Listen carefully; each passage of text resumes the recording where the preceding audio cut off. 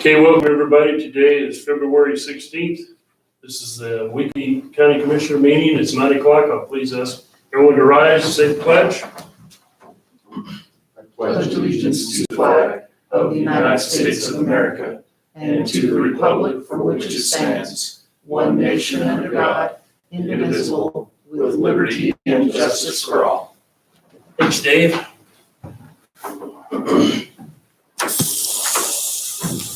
Feeling a little low. There we go. So everybody's had a chance to look at the agenda. Everyone good with it? Is there any additions or corrections? I don't have any additions. I entertain a motion to approve the agenda. I'll make a motion to approve the agenda as it stands. I'll second. Moving in second, all in favor, please say aye. Aye. Next item on our agenda is an action item. This is the meeting minutes of February 8th, and they look good to me. I didn't see any changes either. And Commissioner Moffitt did send me some changes prior to the meeting. I've made those corrections just to let the commissioners know. Thanks, Doug. I move that we approve the meeting minutes as amended for February 8th. Second that. Moving in second, all in favor, please say aye. Aye. Aye, motion carries.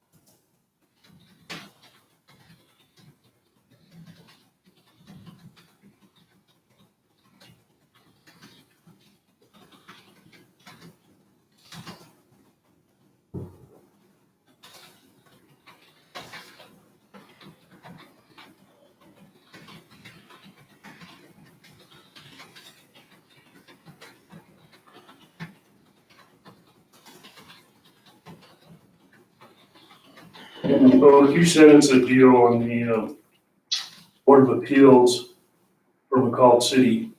And if I caught the gist of that right, we should still have control over the impact here. Correct. Okay, well, we've got about 12 minutes where we can get to it, but that is in your packet from Amanda, if you guys need to look at it. But that was my concern too.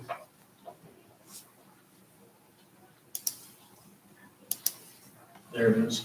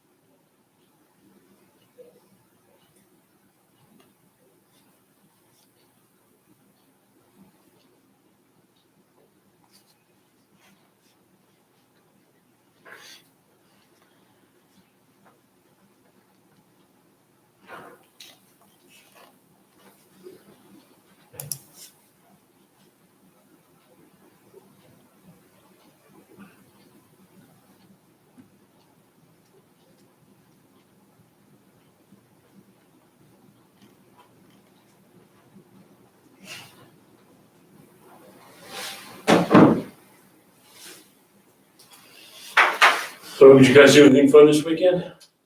No, Shovel I snow? went to, yes, I went down to Boise hoping to move some stuff up here and, got into 10 inches of snow down in Boise, and then came back up here and, shoveled as much snow as my back can handle up at the new house. Have you closed on your place then? Friday. Oh, good. Yeah, you think, what the heck am I doing here when there's people on the beach down in the Bahamas and, you know? You definitely get all four seasons up here. Sometimes some of them are pretty tough. Yeah, the house in Donley kind of sits up on a hill. It's a little bit wind blown, so not only do we get our fair amount of snow, our fair share of snow, but we get plenty of drifting along with it. So I'm gonna have to invest in a good snow blower and. Well, if you have make a some lot good to do, I friends. would recommend you get a tractor. But if you just have a little bit, then you can get by with a little blower. But Yeah, there's sometimes the snow's too wet to blow. yeah, that's what I'm worried about is you get that wet, heavy snow and the snow blower's not any good. They just plug right up first time you bite into it. I send it. Thanks, Cindy, for coming in. You got about 6 more minutes where we can talk about it. Okay. Yeah, my snow plowing deal is a 185 horse four-wheel drive, big John Deere tractor, and then I've got a blade off an old D8 cat, so it's about 13 feet wide. Yeah, And you just go straight, everything is straight with it. You can do quite a bit pretty fast, but it doesn't care if it's wet or dry or whatever kind of snow it. yeah. Move it. Well, we're far enough from pretty much anything that I'm just gonna have to figure out how to handle that kind of stuff on my own. Otherwise, Well, get you a big four-wheel drive rig, a truck or car or something that, you know, you can put a little weight in the back and it'll get you through those mornings when you gotta get to work and don't have time. yeah, If he puts your place, it's just gonna blow off anyway. yeah, that's what we were saying before we walked in. It gets its fair share of snow, but it gets plenty of drift. Yeah. Snow drift's going too. Yeah, up here, the east-west lanes are the hardest. Cause Yeah, they blow shut right behind you sometimes.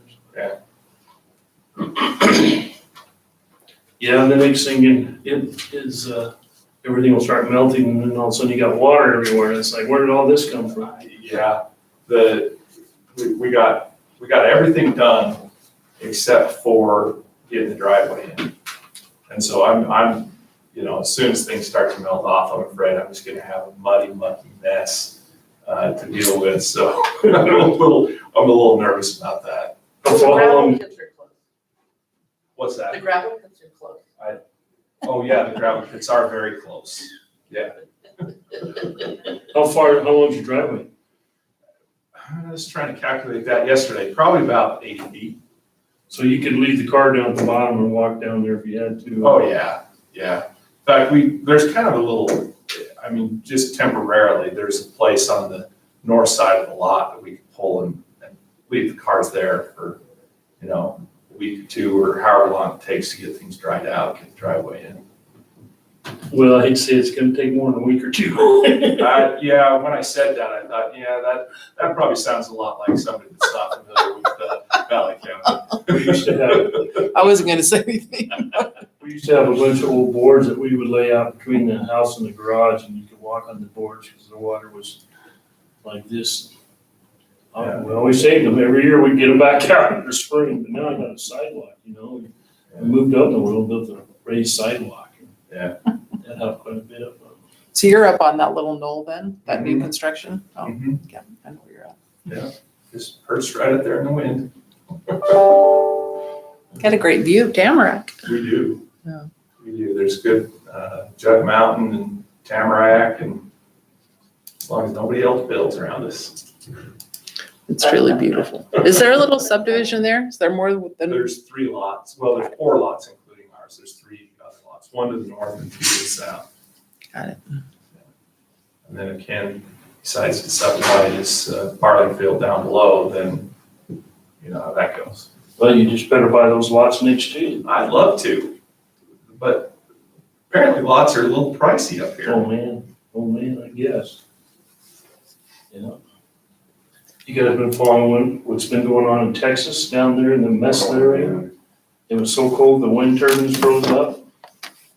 There's no electricity, they're trying to thaw out those big wind turbines, so it'll start turning again. You know, what an issue. We spent winter in Fayetteville, Arkansas. And I think Fayetteville's probably a little bit north of Austin, Texas, but pretty close to the Panhandle. And you go 50 miles north of Fayetteville, you're in snow. You go 50 miles south and it's rain. But that 100-mile swath is ice. And so we spent an entire winter with just ice storm after ice storm after ice storm. Kids did not go to school very often. I mean, just a forecast of rain in the future. They closed schools right down because it just. And that ice storm is hard on stuff. Yeah, trees. I mean, Yeah. power lines come down, trees are, in the road. So did you have all the ordinances there? Welcome to Lifestyle. The, well, there you go. You could put in a wind turbine. You may as well take advantage of the wind. Yes. Kind of like. Joining the meeting. We used to have an old, like a water wheel, but That'd be cool. it hummed. Oh my gosh. We were up in the foothills in Middleton. And that's like you didn't want to get anywhere around it because if it came off, you were dead. Mr. Chairman, building official John Powell from the city of McCall should be on the line. Yes, I am here. Good morning. Morning, John. We're about 2 minutes away from starting, waiting for Cindy to come back and we'll get going on it. You good?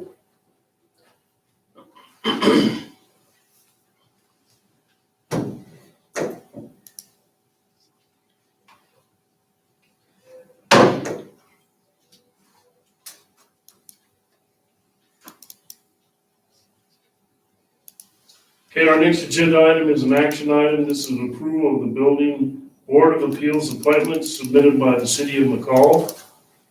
John, do you want to add anything to this or any comments? Go ahead. Oh, thanks. I think it's pretty simple. It's just appointing the members to that committee. We had added this to the Title II update that we ran by you guys last April, I believe it was, maybe May. Should be just a simple appointment of these 5 members. And if you have any questions, please let me know. I do, John. Does this include the area of impact that would be in part of the county? Is this a? Yeah. And I guess that's my concern is I don't feel like the county should be giving up that authority. Do you have a problem with that? I'm not exactly sure what you mean. I think if someone lives in the impact area, if they have an appeal, they should be able to come to the county eventually. Maybe go through your board first if they don't like that, then maybe come to the commissioners if they don't like what's going on there. I don't feel like the county should give up that authority for appeals in the impact area. Anybody else feel the same? So on page 1 of the building appeals number 21-01A, I thought it addressed this because it talks about Valley County has reserved the authority to review legislative matters and quasi-judicial matters associated with planning and zoning, subdivision and development and building ordinances for the city of McCall's area of impact. Brian, do you have access to that? Yeah. So, Mr. Chairman, members of the commission, so this is kind of a unique jurisdictional issue that's treated differently in McCall than it would be in Cascade or Donnelly. And according to the county code in Title VI, the county has reserved the right to do both building code as well as appeals for areas of impact for the city of Cascade and for the city of Donnelly. What's different about McCall is that McCall City has the ability through ordinance to develop the building code for both the city as well as the area of impact. But that's the limit of their jurisdiction. Commissioner Maupin's reference to Title VII, where the county has reserved the legislative and the quasi-judicial responsibilities for the area of impact for the city of McCall. That's basically if a homeowner has an appeal, that appeal really belongs with the Board of County Commissioners in the area of impact. And I think it's really important to clarify that with the city of McCall, so we're giving them good direction on where to go. There isn't anything in the code, in the county code, or in the McCall City Ordinance that authorizes this new board from McCall City to entertain appellate review of a building department's decision. That really should originally come to the county, and then once the county has reviewed it, they obviously have the right of judicial review. But those appeals should be brought to the county in the area of impact. So that's consistent with how things should operate with Donnelly and Cascade. But the big difference in McCall is that their ordinance gives them the ability to put in place the building code for both the city as well as the area of impact. My understanding in talking to Cinda is they've basically adopted the same building standards for that area that the county has. But you need to remember, if you do ever get an appeal from the area of impact from McCall, that you refer to McCall City Ordinance as the standard for those building codes. So that's what I tried to lay out in the memo that should be in your packet, and I'm happy to answer questions if you have any. So Brian, would that just be a rewording of this section that Sherry just read that would take out what the quasi judicial and can't think of anything else? I think that I'm not so sure that anything necessarily needs to be reworded as much as with the representative from McCall City's on the line, just to make sure we're all on the same page, that here's how the lines of authority are drawn as the ordinances of this county code is drafted here today. So John, you want to add anything to that? I guess I'm not completely clear on what the suggestion was. But my understanding was when we brought the Title II ordinance in front of the county, it was adopted, and the section with the Building Board of Examiners and Appeals, the discussion we had was that, that this Building Board of Examiners and Appeals covers decisions of the building official related to the building code in the city limits and the city impact area, and that this Board of Appeals, the members would be approved by both McCall City Council and the Board of Commissioners. And we had changed a little bit of that language so that the commissioners would have the opportunity to approve those members. And so I'm not clear on is the council now that this is inaccurate, that this board now does not cover appeals for building permits in the city impact area? I guess my feeling is we're not doing it in Donnelly or Cascade. Why would we be different in McCall? We've got new legal representation on the county that we didn't really have that before, and I think Mr. O'Keefe makes a very good point that we need to treat all the cities the same. Is So it I see what you're saying. Yeah, I'm not going to argue with certain advice. my understanding was that since we were administering the building codes, that, that appeals provisions from the building code would also be covered by us.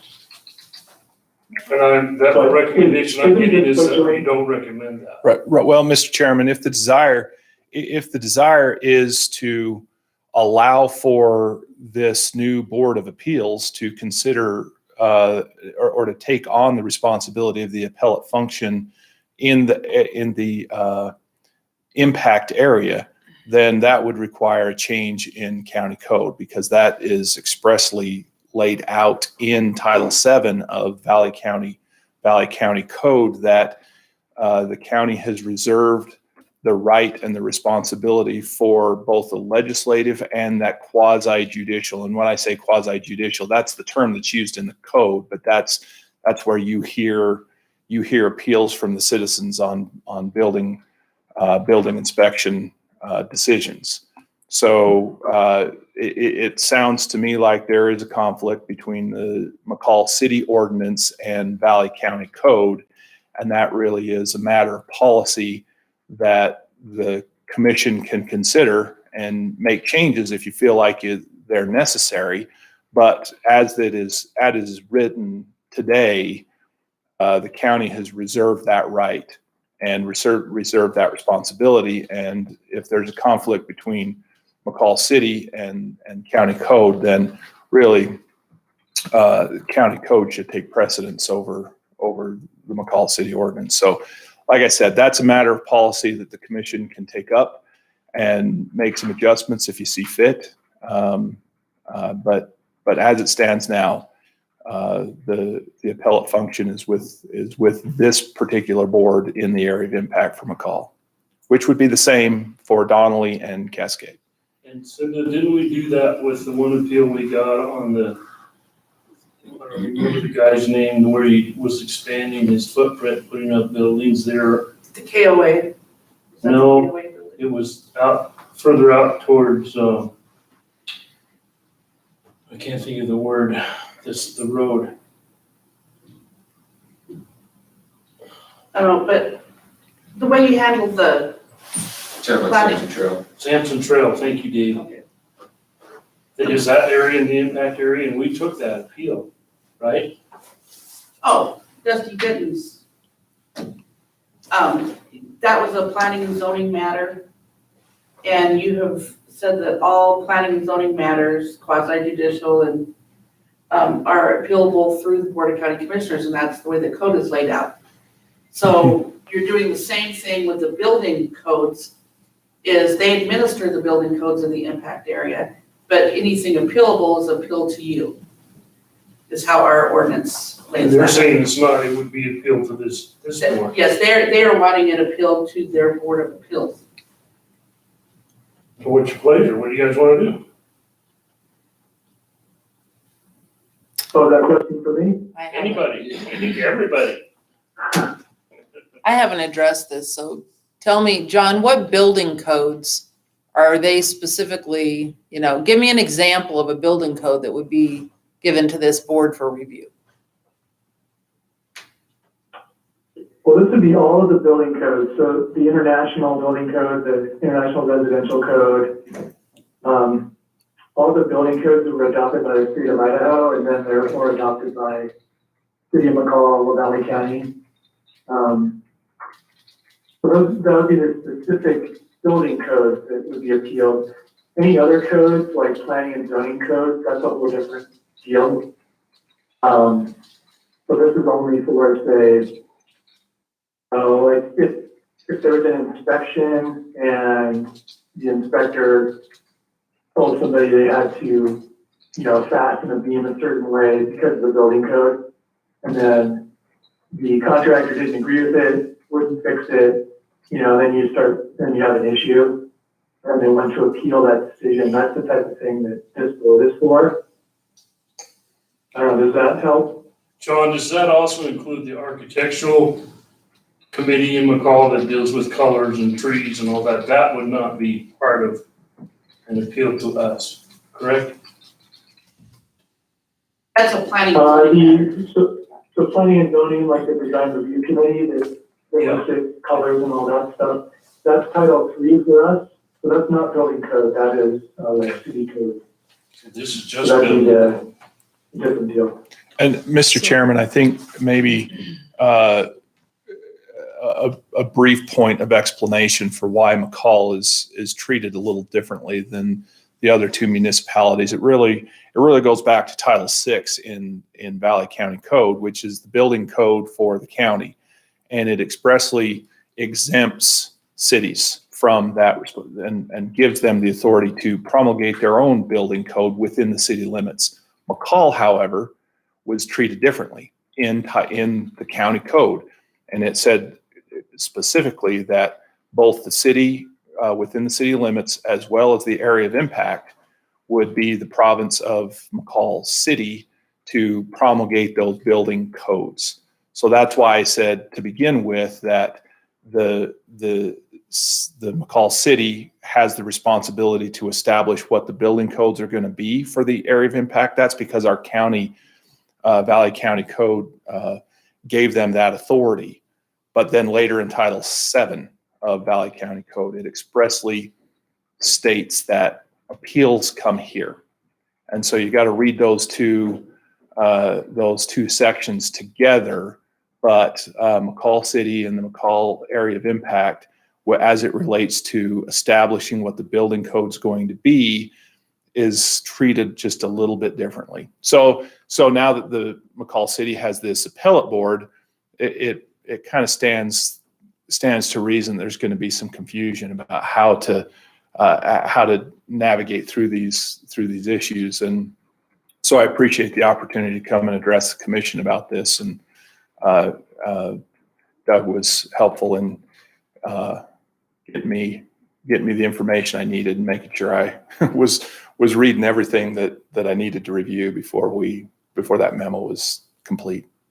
So I'm still a little confused on all of it, but there's a lot of history behind this. So we have a joint P&Z commission because someone is on that P&Z commission that lives within the impact area. And we have adopted their codes for our impact area because we do a joint plan. So I guess I'm a little confused on why it wouldn't go to the Board of Appeals, why it wouldn't just all remain the same and be linear. We've made an agreement with McCall that they are different than the other communities because we've made some kind of a joint, we have a joint planning in those impact areas. They receive the building permit fee, they receive everything. So to me, I mean, if planning and zoning, I guess planning and zoning, if there is a decision, it still comes here to be heard. And so that would make it cohesive if the building, if there were concerns with the building code, that it come here also. So, the planning and zoning, goes to this joint planning and zoning commission. And any decision of that joint planning and zoning commission is appealed to the Board of County Commissioners if it's in the impact area. With the building permits, anything appealed there, McCall would like to go to this joint Board of Appeals because they're technical people. But our ordinance requires them to come directly to the Board of County Commissioners. You could probably allow them to go to that Board of Appeals board. We would have to change our ordinance because they are a technical committee. And with anything being appealed to you if they don't agree with what is decided at that technical committee. And then there's another appeal to the State Board of Appeals for the building codes. Does that make? It seems like the cleanest way to fix. I mean, do you want to be the technical review board for those building codes, or do you want, which we can do through code, do you want to be able to use their technical board? my feeling is if they're not, I'm more about process. If they don't like what happens in the building code with that appeal committee, they have the right to come to us, then to the state, and then to district court if push comes to shove really hard, but we need to keep that process in place. My other concern is what happens if the other cities ask for this? They won't. Well, they They might. never have. Not now, but 20 years from now, they might be looking a lot different. I don't know if we'll ever want, that we'll take care of it then. I mean, That would just replicate the system Yeah. that's already in place with McCall, honestly. I think. McCall occurred in 1982. I'm not sure that anybody else in the state of Idaho does it this way because of court cases such as Blaha versus the city of Eagle and things. So this is not typical. Annette, do you have anything you want to add? No, I mean, I think that makes sense what Cinda's saying to do.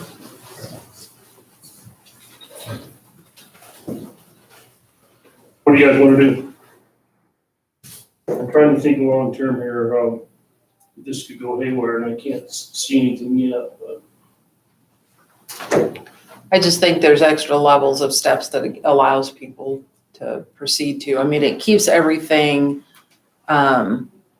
clean in that impact area, if you will, because it goes back to the same technical review as the city. It is one extra step, but it's still, if we amend the ordinance to allow them to still come to us before they go to the state, then it still gives us the final, say as far as the county goes.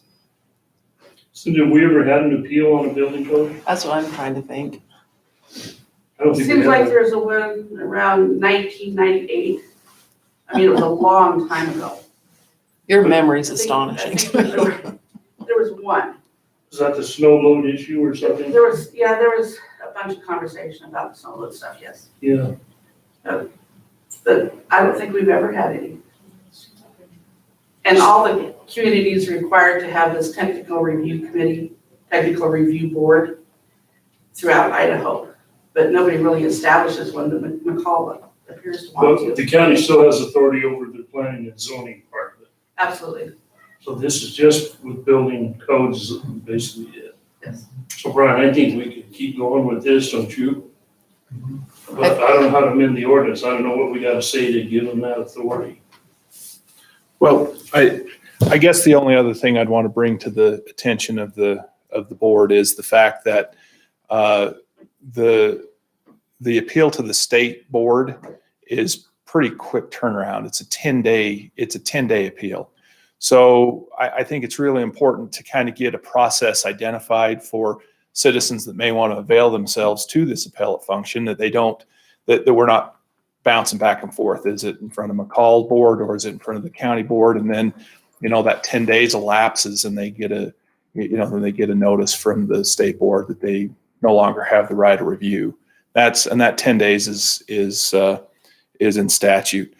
I don't know if that's waivable. I could do some more research into that to see how that operates, whether that's jurisdictional, that'll slam the door on somebody that wants a state review or not. But just keep in mind that's pretty quick process for bringing those So appeals. does that kick in when they appeal to this committee or when they appeal to us? When does the 10 days? So the 10 days starts after the final decision is made. So that's important to remember too. It's not just an adverse decision and then, they'd have to bring their case in front of the city. And it kind of sounds like the direction you want to go is to have that next level of review at the county level. I don't know. I don't want to put words in your mouth, but if that's the direction you want to go, there would be a requirement I think you need to take a look at the ordinance and make some adjustments there to make that clear that there's those steps, those necessary steps. So if someone in the county appeals a building code, do they come to us? Yes, They go to P&Z first? no. They come directly to us? Board of County Commissioners. So could they adopt this Board of Appeals as their own and eliminate the need to come to them? Not without changing Title VII. Title VII is really the issue because that, like I said, expressly reserves the responsibility and the right in the areas of impact for all three cities, McCall, Cascade, Donnelly, the right of appellate review for building planning, it's not just limited to the building code, it's all of those ordinances that are applied, but it includes the building code. And that's where I think you're going to have to take a look at the ordinance and make adjustments if you want to make some changes and allow for this McCall board to consider appeals in the area of impact. Title 7 is our code. It's not- It is. That's Valley County Code. Yep. So we can't change it. If this was state code, our answer would be pretty easy, but this is our code. Correct. So I guess what I'd like to see, maybe if you could work with John and McCall, or their legal, whoever they want to send your way to see what it would take instead of to rewrite Title 7 so that we can allow this to happen in the impact area of McCall. So you want any appeal to go to the joint appeal board for building codes and then come to you and then the state board of Well, I appeals? think if it's Or do you gonna want miss, to eliminate your position in there? I think if it's gonna mess up the 10-day possibility of them appealing to the state, then we don't need to be involved in it. Well, and honestly, we're not the experts. I mean, they've No, got 5 exactly. people here that are experts at this and can probably have far more insight than we do on overriding those. That's my feeling. Mr. Chairman, you know, the fact that the city has gone to the effort to put in place its own appellate board, it has the responsibility to initiate or put in place the building codes that they want, not only in their city, but also in their area of impact. It's more logical. Now I'm stepping across the line into the policy world here, and so take it for what it's worth, but it just seems more logical that if they're going to have an appellate board for McCall City, but also the responsibility for putting in place the building code for McCall area of impact, that board would be that area of expertise. And another appellate review at the county level seems like an unnecessary step. Yeah, I agree with you 100%. I do too. I agree too. It sounds like interference to me. And potential liability for the county too. That was my big concern, was the liability. We could go ahead today and appoint these members to that board and proceed with that function. I think that's a ceremonial gesture by the county, but then when you have occasion to take a look at that Title VII, we can make it explicitly clear that responsibility does not apply to the area of impact, which would then give this McCall board the authority to do kind of what they came here today with the expectation they already had. So. Fun. And truly, we need to look back, because I remember this conversation now that I've listened to John from last year. When we were going through all those. Yeah, this whole conversation came up last year. And I don't remember how it concluded. Well, I think we were concerned more about the planning and zoning appeals than we were Right. building codes, and that's where we got off the trail, was But this we did got this come up. mixed up. Okay, is everybody good with what we're doing here? Who is going to be responsible for rewriting Title VII? Who does those ordinance changes? Well, hopefully Cinda Cinda and does. Bo can do that and get it back to Okay. us in a week or two when we've got agenda time. We can look at it and reword it. Perfect. Well, it has to go through planning and zoning, Planning zone. Oh, that's right. so it'll take time. But you'll take that one on, you know? Sure. Okay? So, John, are we good on your end? I believe so, thank you. Let me ask John something. Yeah, go ahead. John, can you send me that Title II that you're referring to? Where you The thought, Title II, yeah, where you thought we had taken care of this last year, please? yes, I can, is it Cinda? Yes, I'm sorry, yes. Okay, then at this time, I would entertain a motion to approve these appointments. I'll make a motion that we approve the building board of appeals for City of McCall. Second. Moved and seconded. Doug, do you want those names in the motion? I think it would be wise if I have them. You have them?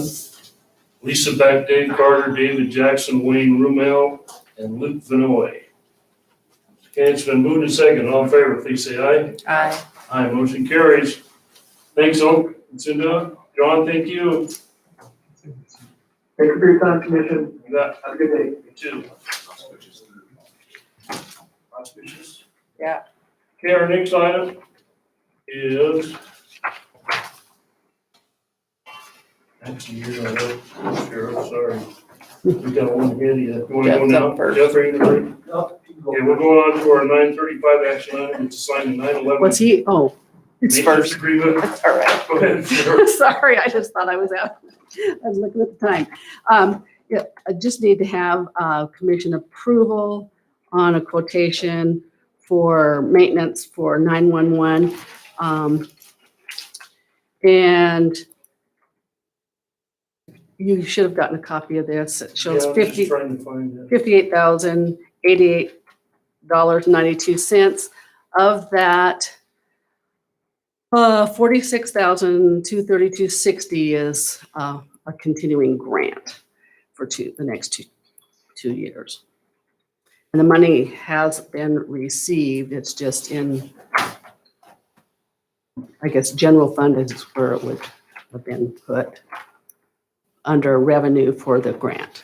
So are we approving the whole 911 thing, or are we approving an amendment? You're approving the quotation, and we will pay most of it from the grant money that we received The rest of it comes from, from our budget.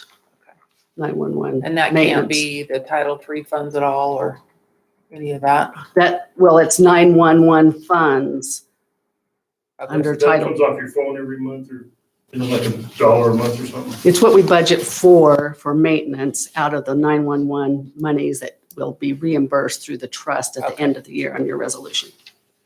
Okay, I entertain that motion. I move that we approve approve and sign the 911 maintenance agreement. Second. Who's the second? All in favor, please say aye. Aye. Aye, motion carries. Come on up.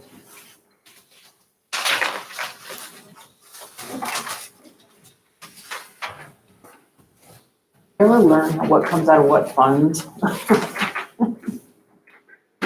Oh. Yeah.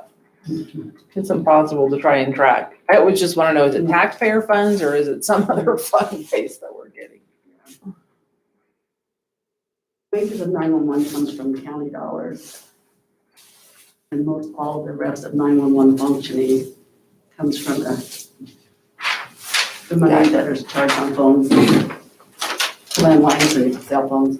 Perfect. Thank you. Okay, anything else? That's it? All right, be safe. Now we'll go back to our 9:30 agenda item is an action item. This is a closeout agreement for Warren Lake Highway Project, Western Federal Lands Highway Division, and this took a while to get here, but we're finally here, so. I thought we already did it. We got it. I've got the whole email chain. So, yeah, this is the final. Promise. No,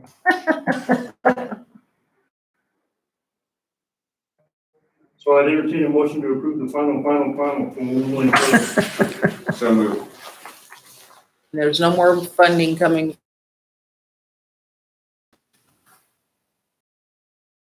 Real short letter. I got 2 pages there.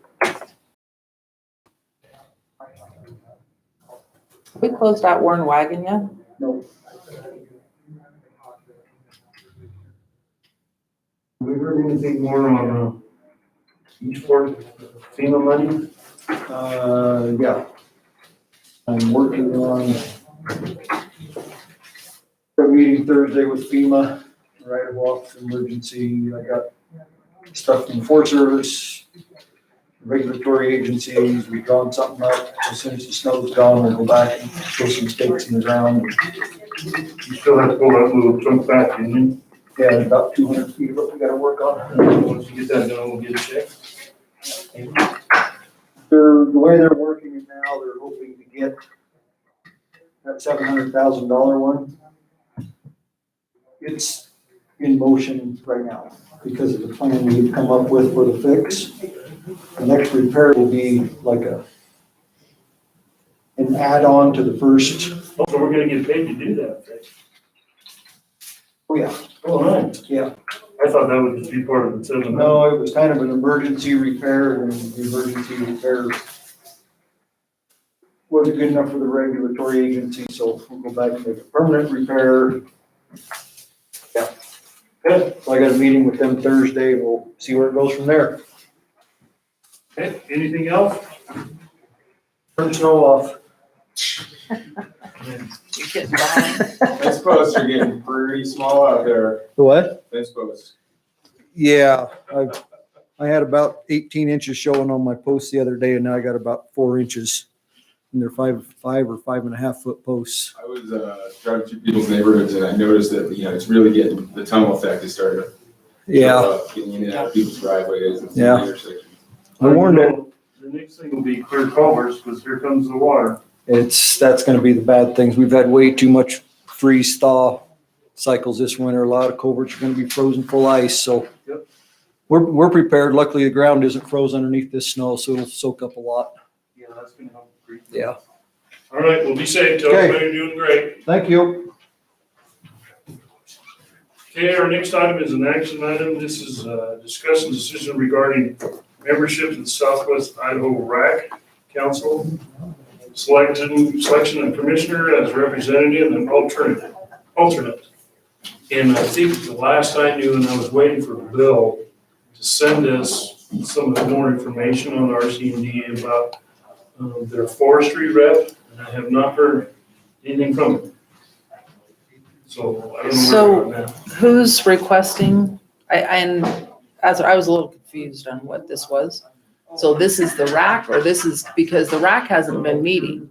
This is the Conservation and Development Council that meets out of Boise. Yeah, resource conservation. The RAC is the overall group that passes out funds to different counties, different functions, and I think there's 7 of them, Larry, do you know, in the state? 7. And ours is not formed because we can't find a forestry rep. Right. But I could be wrong on that, but that's the way I I think understood you're it. right. There was like $3.5 million sitting there, but the RAC can't spend it because they don't have a full board. But this is not appointment to the RAC. This is an appointment to the RC&D board. So, As a commissioner. but don't we already belong? I reached out to Dorena, because isn't this like the Southwest same thing as our board here in Valley County? Why are we on both? No, you're talking about Soil and Water Conservation District, Okay, which is a state level board. The RAC committees are a different group that takes federal funds and bring it back, and they use it for really totally 2 different deals. They deal with the same resource conservation, water issues, all that kind of stuff. But well, in the old But days, though, this they isn't called the RAC. these something like, what was it, community? Gordon was on it for a long time. Commissioner Lilly was. Well, I can't remember the name of the group, but something with community in it or something. And anyway, that dissolved and it's never been put back together. so I'm confused on what this board does Um, and why we're engaged. like the coalitions, they have a person that kind of runs the coalition boards. In our case, Boise, it's,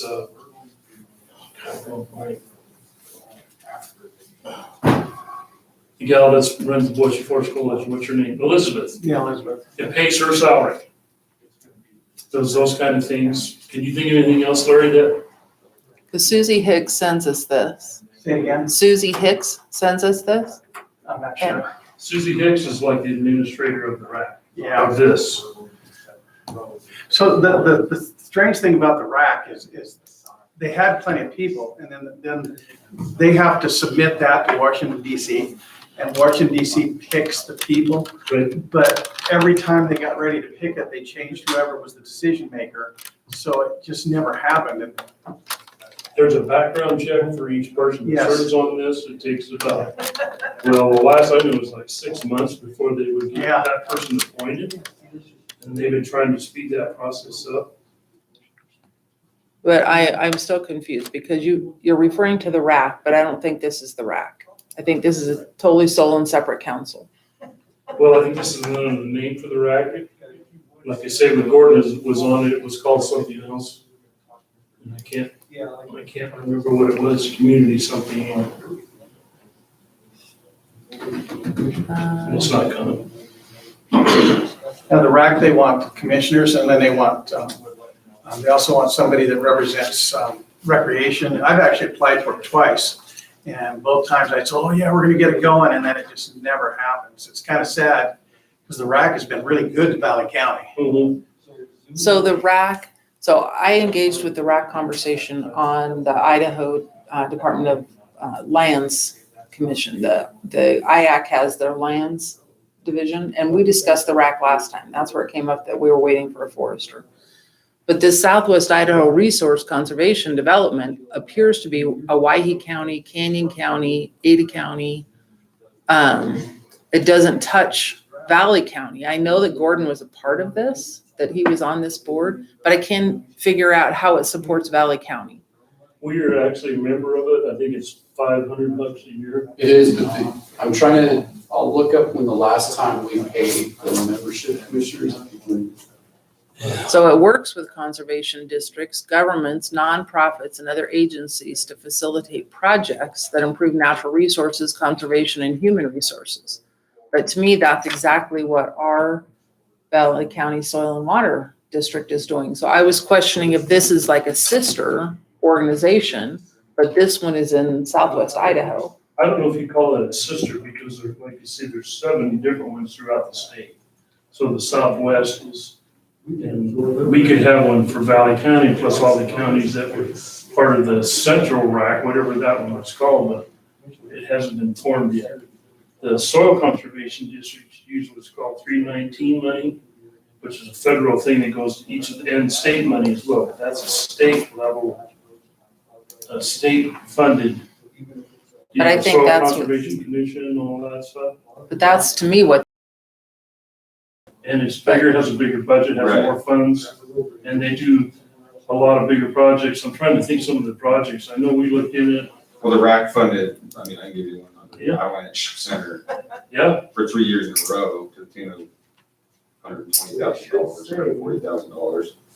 looking at it for the water treatment out of Yellow Pine at one time, a few years back. We thought that would be a good use for it, but ended up finding a different grant for that. yeah, because I think the RAC, I would be happy to serve on the RAC if it comes up. I'd have actually applied with Brian Harris 2 years ago before I became a commissioner even. But this is a resource conservation district, just like our Valley County Resource Conservation. Well, So why are we they might not call it RAC participating? anymore. It might be called something else. Because it's, before that, like I said, it was a, I never tried to remember what it was. Well, I was gonna say, I guess I'm a little confused too, just by looking at the information they have on their website. It has no information on Valley County. That's because our area that used to have a rack doesn't have a rack anymore. Doesn't have this board. I think where I'm really confused, I want to see how this is associated with the RAC. I don't think this is associated with the RAC at all. You might talk to Bill, the executive director down at Southwest. I would recommend that we table this until, I think Sherry and I both have some of the same questions that we'd like to resolve. Yeah, absolutely. Because this is a 501c3. I mean, this is Right. not a government-sponsored entity at all, so it can't be the RAC. I think it's just something that is a replication of what Valley County already has in Southwest Idaho. So are we really receiving anything from our donation for this group?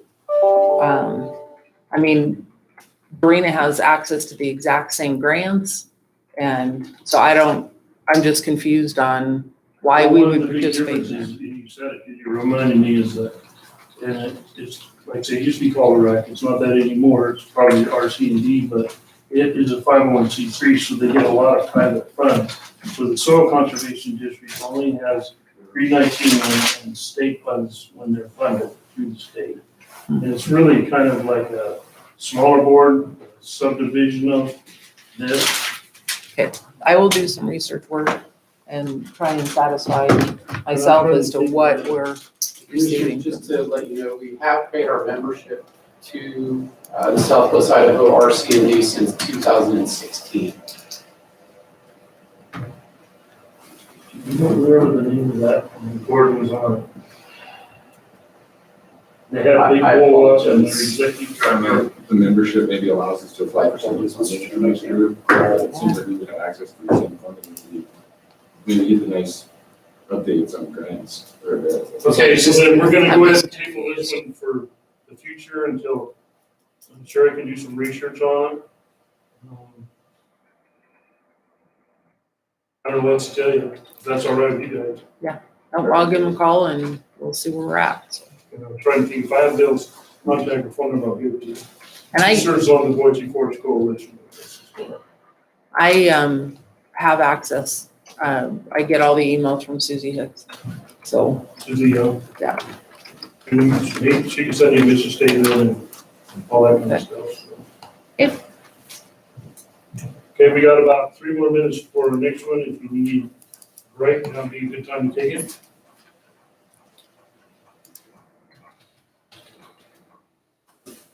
Calls about that razor that's stuck down around there.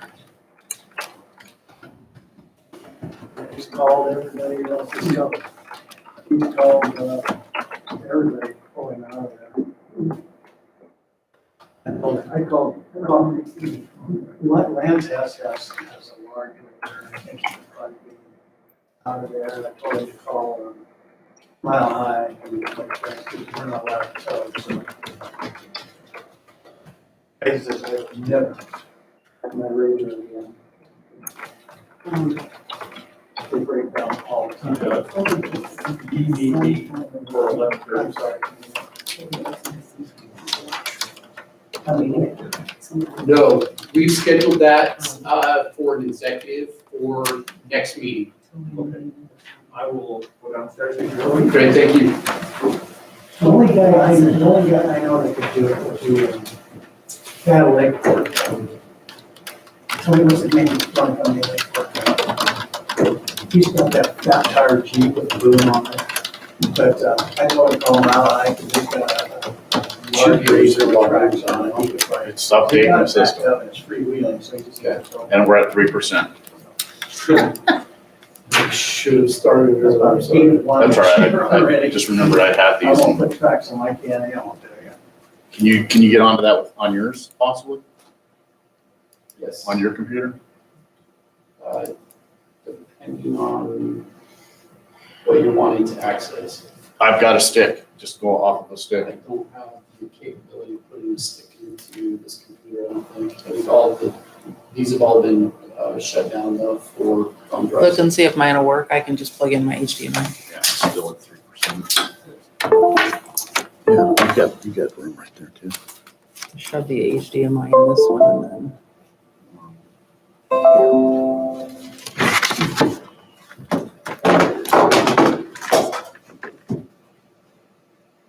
Now you're pressing mine. That There it is.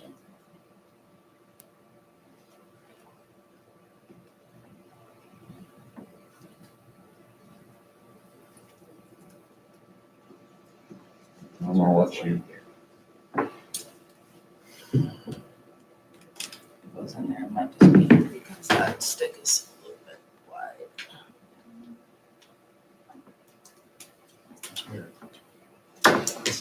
First.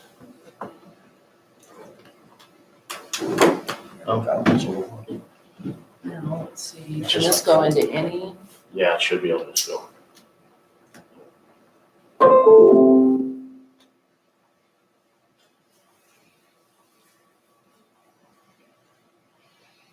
Let's see if it will allow me to open it. Open folder to view files. Whatever the USB one is, yeah.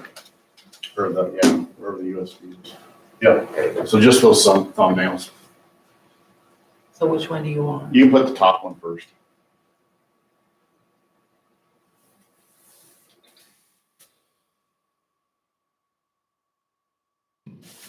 Hasn't been open.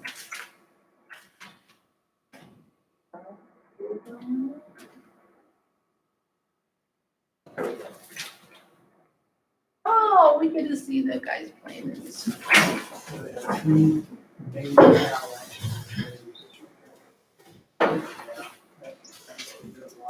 No wonder you don't have any room. It's all full of trailers. Yep. They haven't been moved all winter, have they? That's Chuck. I think we're gonna have to start. That's all Chuck in that first row. Safety training thing, we're talking about. And the second row. Focusing on just avalanche training. Wow.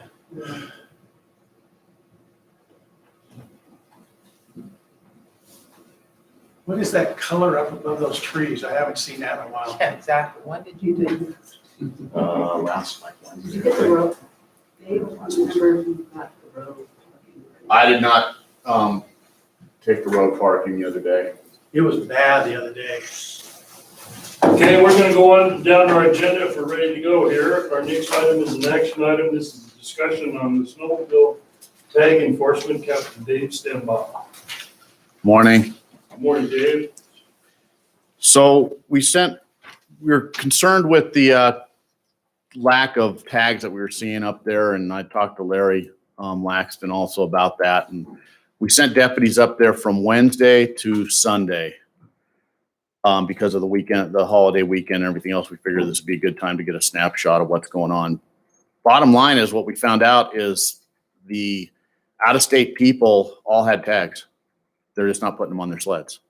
So for Larry or a deputy or whatever, you can only assume that none of those people are registered because they don't have tags showing on their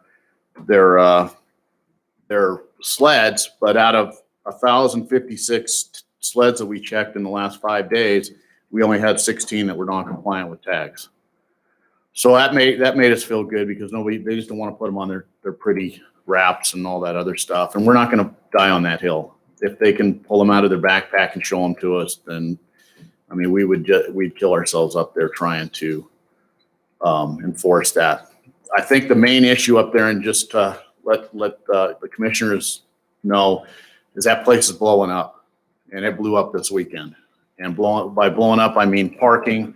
We had cars parked from Wallace down to Brush Creek on the, let's say, east side of Warren Wagon, and the ingress and egress outside of coming down Warren Wagon.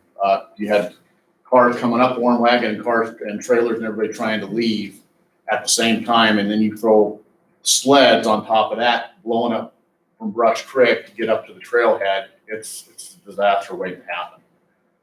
There's no parking up there whatsoever. If we go back to that first one. So then I'm looking east right now. You're looking east right now, and this is the north end. It's a trail, the Snowville trails up here. These cars are all Idaho County cars right there. And the thing that kind of, we had a deputy up there Tuesday that ran across those guys that came blowing in from the stagecoach, the stage stop on sleds. I believe they were on 3 sleds. None of those sleds were registered. They had been registered since, I think, 14 and some of them 17. Excuse. We're saving them parking spots for here, and they're not even registering their sleds for us. Up there. This is Chuck, Cheap Thrills. This is all Cheap Thrills right here. I'd say, at least we counted down to this trailer here. So 1, 2, 3, 4, 5, 6, 7, 8. 8 trailers. Plus this truck. This truck the other day, this is about a 10 sled trailer. It was parked over here long ways after that, unloading trailer. So he not only has this, he has this blocked off where nobody else can come through here but him. You've got this area over here, and that's one of his trucks also with sleds. And then you get the cars that are coming to rent. Thank you. Now you get the cars that come in and rent from him and park in there and suck up another. Well, we figure, let's just put 4 in a car. On a good day, he probably puts out 30 plus sleds. So you figure another 10 cars or so up there that are taking up 10 parking spots. And they don't park, they don't try to park. So they're taking it up. So if we go to the next slide, it's just going to be the next row over. I don't want to steal your thunder, That's right. Dave, but I was gonna say, I was in the parking lot on Wednesday morning at 8:45, and there We were saw you. 22 trailers that were, in my mind, abandoned. So this Yeah. row that he's showing, I counted them. Yeah. Most of them had plates or wraps or something that identified them as being from out of the area. So You guys are right here. yeah, that's our truck right there. Yeah. So I mean, it identifies that, you know, people are coming here, they're renting a VRBO, which is great, chunk of money for the economy, but they're taking up a lot of space in our parking lots, and coupled with the rental company, it's a bad problem. Yeah, the parking lots are filling up before 9 a.m. Weekdays. So that, if you can see this truck here even has a blue tarp, but it's been there all winter. It's tarped off, it's been there all winter. These trailers have been there, you can see where they're plowing around them. Forrest, Dave was up here with the avalanche guys that day, but anything in between, we noticed Tim and maybe this truck right here, but everything on each side of those guys have all been there for the winter or long term. And then if we go to the next slide, that's kind of where the day parking, where the guys are being able to find some parking now. Or these guys are coming in during the day, and then that's all they have is right here. And sheriff truck's up here where we were sitting, and then C&M is over here. He pulls out, he has 2 trailers, he pulls one out at night and leaves one there. I don't know where he's I think he's putting the other one in Lake Fork somewhere or whatever, but so he's got it split off and chucked down here. C&M's up here, and then Mountain Meadows was over here the other day when we were up there. But other than that, you've got probably, I don't know, what, 10, 12 spots for people coming in with their sleds, and that's it. And then you got this back wall over here that most of the decks go over to and unload over there. And then you throw Polaris in there, you throw Skidoo. Skidoo had Green Gate tied up last, I don't know what day they were in there. Friday, Skidoo was up there doing a demo at Green Gate, so that place was blown out. Was that Polaris that was in the Francie Wells last week? Polaris is in Brush Creek. Oh, they were down in Brush. Yeah, and then Skidoo was down at Green Gate, and then Polaris usually parks over here. Cody's over here. These were some guys that pulled in while we were there. So that's what's going on, and then you throw the overflow is ended up on Warren Wagon. That's just there's no emergency equipment that's going to be able to get in there. If we need to get emergency equipment down there, you have sleds riding down there between vehicles that are moving and parked. It's just, you know, you got 8-year-old kids blowing between vehicles that are it's going to be an accident. So Brush Creek, I didn't even take pictures of that. It was just wall to wall in Brush Creek the other day too. If they're overnight trailers, they've been there the whole winter too. Oh yeah, at Brush Creek, there's really not. They don't really stay overnight there. There was a couple. It looked like Polaris was there overnight, but they pushed theirs way back in the corner and got it out of the way pretty well. It's really this lot right here, and the rental companies, you know, and here, this person has 7 rental trailers in there, and the other 2 guys have 2 trailers, and they're wondering, you know, hey, why don't I have 7 spots I can park in, type thing. So, and then the Idaho County guys, and then like I said, the rental people come up there, they stop in at Cheap Thrills or wherever they go, get their equipment, and they drive up there in their personal vehicles, and that's taking up parking also. So that's kind of just, I just wanted you guys to see what overview. You know, it seems to me like the long-term solution is for the commercial guys to bus their people in. Really, and get rid of the trailers. It's pretty obvious that they're using it for winter storage. Oh, yeah. Yeah, no overnight parking. Well, I was gonna say, I think the problem is just the overnight, the number of trailers that are being left overnight. You know, I You think, didn't have the trailers, you'd have room for the cars. yeah, well, as I say, you know, unfortunately, I think there's a couple options. I think either we put the rental companies down at Brush Creek and reserve this for more of the day use folks, or we just tell the rental companies they can't leave their stuff there for. I don't think it would be wise to shove them into Brush Creek, because you're just gonna have the same repeat problem down there. I don't know. You guys know more about it than I do, because I haven't been up there to look, but to me, the solution looks pretty easy. Larry? So I agree with you. Putting the rental guys down there means we're gonna put people that have never really ridden on that road instead of experienced riders. And as far as that, now that's an issue. And this actually, so Chuck's got 4 trailers. This trailer here belongs to a guy in McCall who I've talked to him before. before the season starts, he goes down there, he parks it, he leaves it, and that's where it is. So Chuck's got the next 4 of these, the rest of these, and these over here are people that live in part-time residents in CSASH and Warren, but they'll fly down. They leave them there year round, but they're only out there maybe 2 or 3 weeks during the winter. So we've become in competition really with the private sector storage. I disagree with you. So the day that this photo was taken, I walked around and looked at all these, and they were from Montana. Oh, yeah. The plates were not Idaho. They were No, Montana. but that There were whole 2 row, Canyon County trailers. that whole row right there, they got part-time residents in there, and I don't think they should be because we're in competition, don't get me wrong. And keep in mind, so we knew this was coming, and the McCall Snowville Club hired a hydrologist. So all this property down in the corner down there is about 5.5 acres. They tested it, and now we're waiting for IDL. If that passes, we'll put another parking lot down there.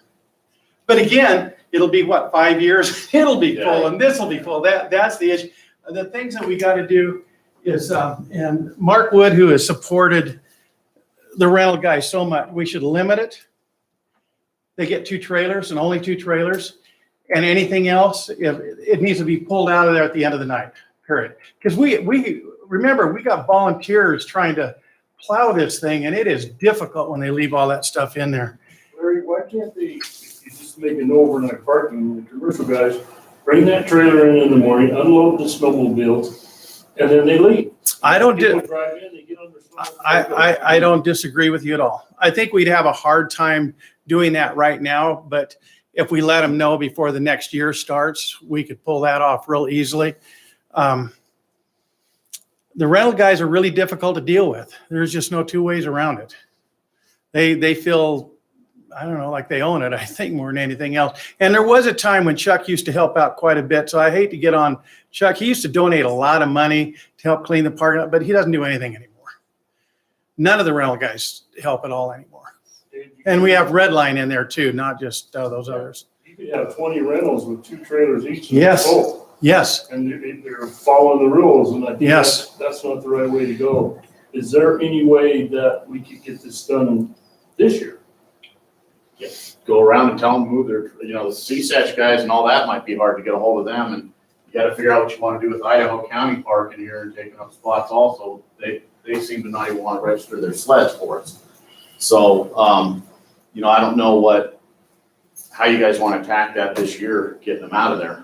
That may be something that Larry may have an idea on that, but, I disagree with Larry on riding from Brush Creek to Francie Wallace, sending inexperienced riders up there, because there's people that own sleds that are inexperienced. I saw a kid on an 850, probably not over 6 years old, riding from Brush Creek up to Francie Wallace the other On day. his own?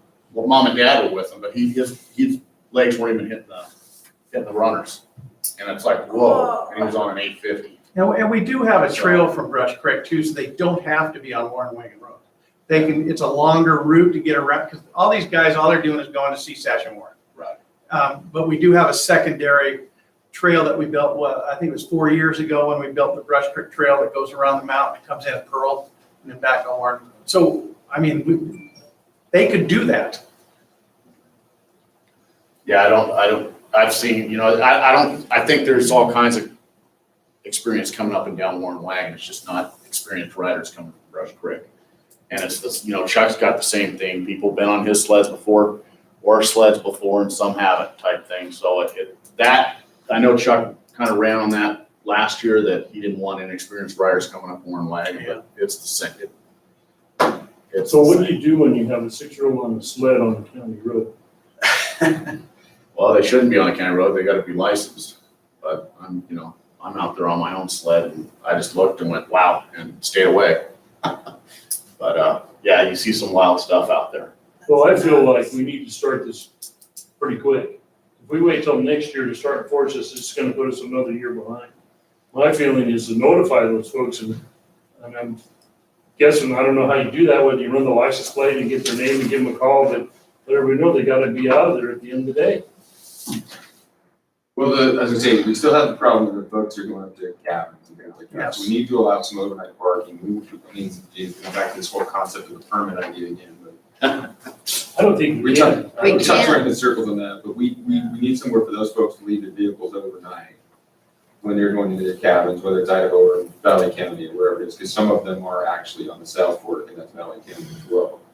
So we gotta figure that solution out, and then, honestly, the biggest problem we have is just the number of vehicles that are not hooked up to, or excuse me, trailers that are not hooked up to vehicles. So, I mean, I don't know if we just want to That say might be the solution for overnight. vehicles that are, yeah, you're not hooked up to. That kind of tells you that, you surely didn't drag your truck into Southfield. Just to give you an example, before we had the Brush Creek parking lot, we had people parking on that road all the way down Lightning Point sometimes. And then we built the Brush Creek parking lot, and then what have we got, about 2 years with nobody parked on that road? Because that's always been our concern. If you've got an ambulance coming one way to help somebody and you got a truck, we try to build pullouts, but they'll even stop at the pullouts where there's no parking signs. But we got to get them off that road. That is the That's the biggest problem. enforcement issue that's gonna come down to you guys I think it's no parking on the roadway. I mean, it says that right around the rectangular wall it's like now. But I think that seems. That was crazy, yeah, because then you got, ingress, egress coming out, and one trailer's backing down the road, then you got a sled coming from behind him, up from Brush Creek, it's like, oh my God. Well, we got complaints from Adams County too. Oh, really? Elevation lot, same Oh, story, yeah. people that Yeah. are meeting on that road, Yep. which, is a little more challenging to back out of. Yeah. Either way, because you're either backing into the frontage road or you're backing down the hill, which sometimes We did put no parking signs up there, and doesn't work. we put them in the critical areas, and they have started staying away from that, but there's no enforcement up there, so. So There's what no really happened? help. Have Well, they got those snow rangers up there now this year. They're not enforcing, Oh, okay. So we talked about this, at the beginning of last year yes. and didn't make, really hard decisions. But I feel like it needs a meeting of the snowmobile group, the Snowville group, and saying on this day, we're gonna start enforcing no overnight parking. You gotta have signage out there. You gotta have overnight parking for Idaho, Idaho county residents only. And something, a signage right back of that. But the snowmobile community, I think, needs to be engaged. We talked to them last year, there were some recommendations, but I don't know that anything's really. Yeah, they did signs. We've done a ton. I'll bet we've spent $7,000 in signage, putting barriers out and directions out, and it's just too I saw your small. signage here. We need more parking. Yeah, This is the signage here. No, there's another one on north too. So this is on the ramp coming into the Yeah. parking lot. What does drops this down. sign say? That's like a long-term parking sign or something. They put those signs at the end of each, I don't know where one is. Yeah, each one of So them this has. is a long-term I don't know parking what's- sign. So what's we're road allowing- The last two rows are short-term. The first two rows are for overnight parking for the people that go into the cabins or they're renting cabins, stuff like that. And then the back two rows is short-term. The back row, there's no overnight at all because that's where we push our snow. But, So we're calling long-term parking. So technically, they're doing what we're telling them to do. It's long-term parking. right, they are, yeah. And so the signage needs to be amended and changed. I hate to just, throw a hammer down right now because they're actually following the direction they've been given. So what But happened? that direction's not correct. And I think it needs to be with the snowmobiling community. And, Dave, I don't know if you're willing to step up and, have this conversation, but you know a lot more about this than I do. But I can see the issue that we're having, but we need a hard date. We will start enforcing on this date and allow them some time to, to make other plans. Chuck's not gonna be able to just, I guess there's a lot for sale think next it's kind time. of- You could go buy a lot. It's kind of obvious looking at this row versus this row, that these are all here long-term. Because all these guys came in that But morning. that's in the their trucks direction up there. we've given I them, know, Dave. yeah. Yeah. That Well, may not it's be like the right interpretation direction. too. It's like, when we put that up, we weren't saying you can park your trailer here for the winter. So, This is not a rental lot. this is long-term, meaning, hey, if you're going to Bergdorf or you're going somewhere, that this is where you can park overnight. for I your think stay. that's where we get in trouble though. Right. But It's how not do we clear. fight that I agree with in you. court? You know, you can't fight that in court. You go and pull somebody's trailer out of there. You know, you told me it's long-term. What's long-term mean? So that might There's be no- something to start with, is just I amending the think verbiage on those signs. Commissioner Bingham said it right. What has changed? So what has changed is all of a sudden, the guys that are staying in houses in McCall are coming, dropping their trailer off and heading to those houses rather than keeping them at those houses. We used to have all those problems out on a lot of different roads because the trailers were out there. They're not there anymore. They're out here because they're gonna give them tickets if they're in there. And now they're bringing all their trailers out and leaving them out there while they're here. And we gotta be really careful because this is the economic impact to our county, huge economic impact. We want these guys to come, but we also need them to work with us. The truth of it is, the only way we fix this issue is by building more parking lots. And that's why the McCall Club paid for that study on that land down below. And we don't even have an IDL lease right now. I do think it's unfair for one rental company in particular to have. I agree the majority of the 100%. I can't even talk to Chuck anymore because I asked him the other day, I went in and when he had those two long trailers that he just brings the sleds in, unloads them and leaves them there. I said, can you take them to Brushford? Can you take them back to your office? And he started screaming at me. So The flatbed open ones? yeah, as soon as the screaming starts, I walk away. I just have no point in being there on that. And Chuck's hard to deal with. So I understand what you're saying about adding more parking lots, but that's only a short-term solution to a Yeah, it's long-term gonna problem. grow beyond that. Exactly. And you can only build so many I parking hope lots. it does. So there has to be some solution that comes from within that community on how we manage this, because they may not like the decision that's made outside of that community. And so the grooming program really needs to give us some direction on what they want.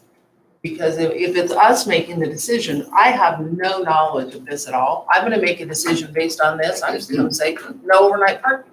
That may not be something that goes well in the grooming community. And so therefore, we need some direction from them on how to resolve these issues. And it's not just build more parking lots. You can No, only I take, think it's important to identify, this is the first year that we tried this layout. Yes, it and we is. should tweak it. You know, I mean, I can look at it, and you can see all the pickup trucks that are parked in the second row back. If we could get those guys on the perimeter, that would help a ton, because you're opening up trailer parking right here, it's pull-out trailer parking. So, you know, one of the problems we face is we've got these big trailers, we're trying to maneuver into these parking spots, and nothing against the guys with the sled decks, but they're way more mobile, and it's a lot easier to load and unload in a small space, and so you got all that space behind the bathrooms on the east wall over there. right here. And that's kind of what's evolved at the upper elevation parking lot, the tightest lot now, is that there's one area that has evolved into sled deck parking. And it's super efficient, and then all the long trailers can double park in the middle of the parking lot. I think, you know, that's something that we can start tweaking for next year as well. Commissioner, the other thing I think that this picture doesn't show, but we've had weekends where these guys are showing up at 45-foot fifth wheels and parking them in there and pulling two sleds out of them. And they're struggling getting in and out of there, and I think we're gonna have to make a length limit.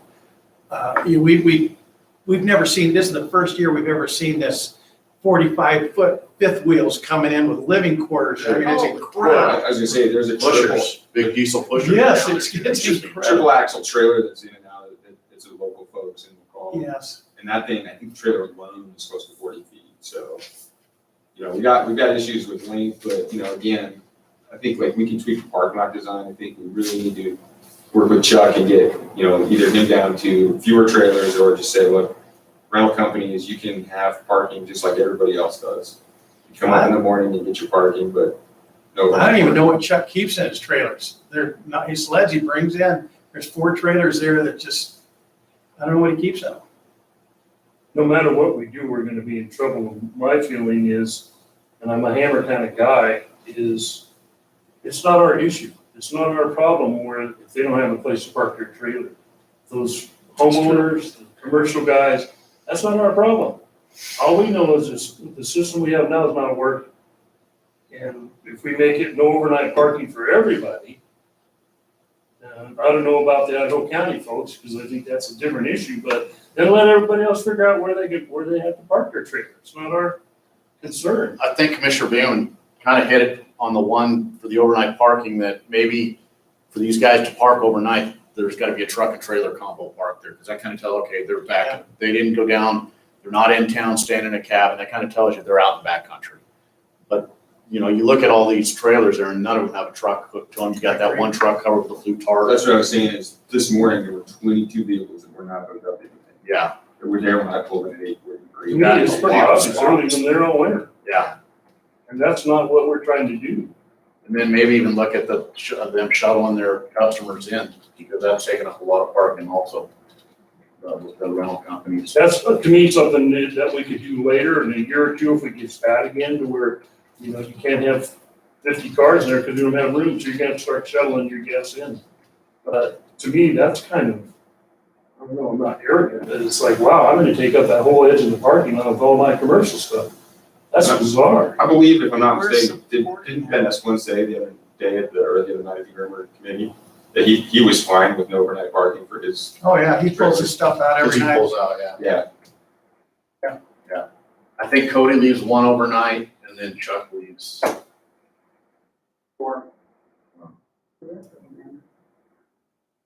Yeah. People that live Is there. there a So what spot? can we do this year then?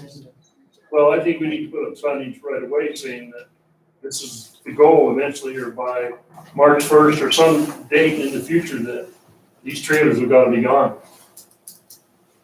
Give them time to find a spot. So the question was, Sid and I have talked about this issue. So the question is, we have an ordinance, but it doesn't touch that. But we can do that by rule. We can say the rule is and have that enforceable. Is that correct?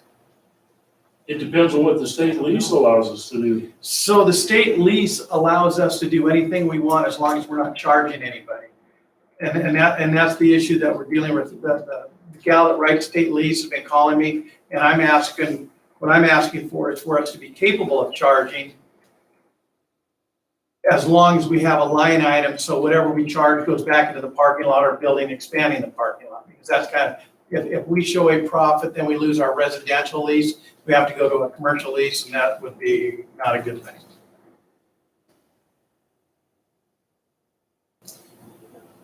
Today's what, 16th of February, I say by 1st of March, everything's gotta be out of there, no overnight parking. By March 1st, March 1.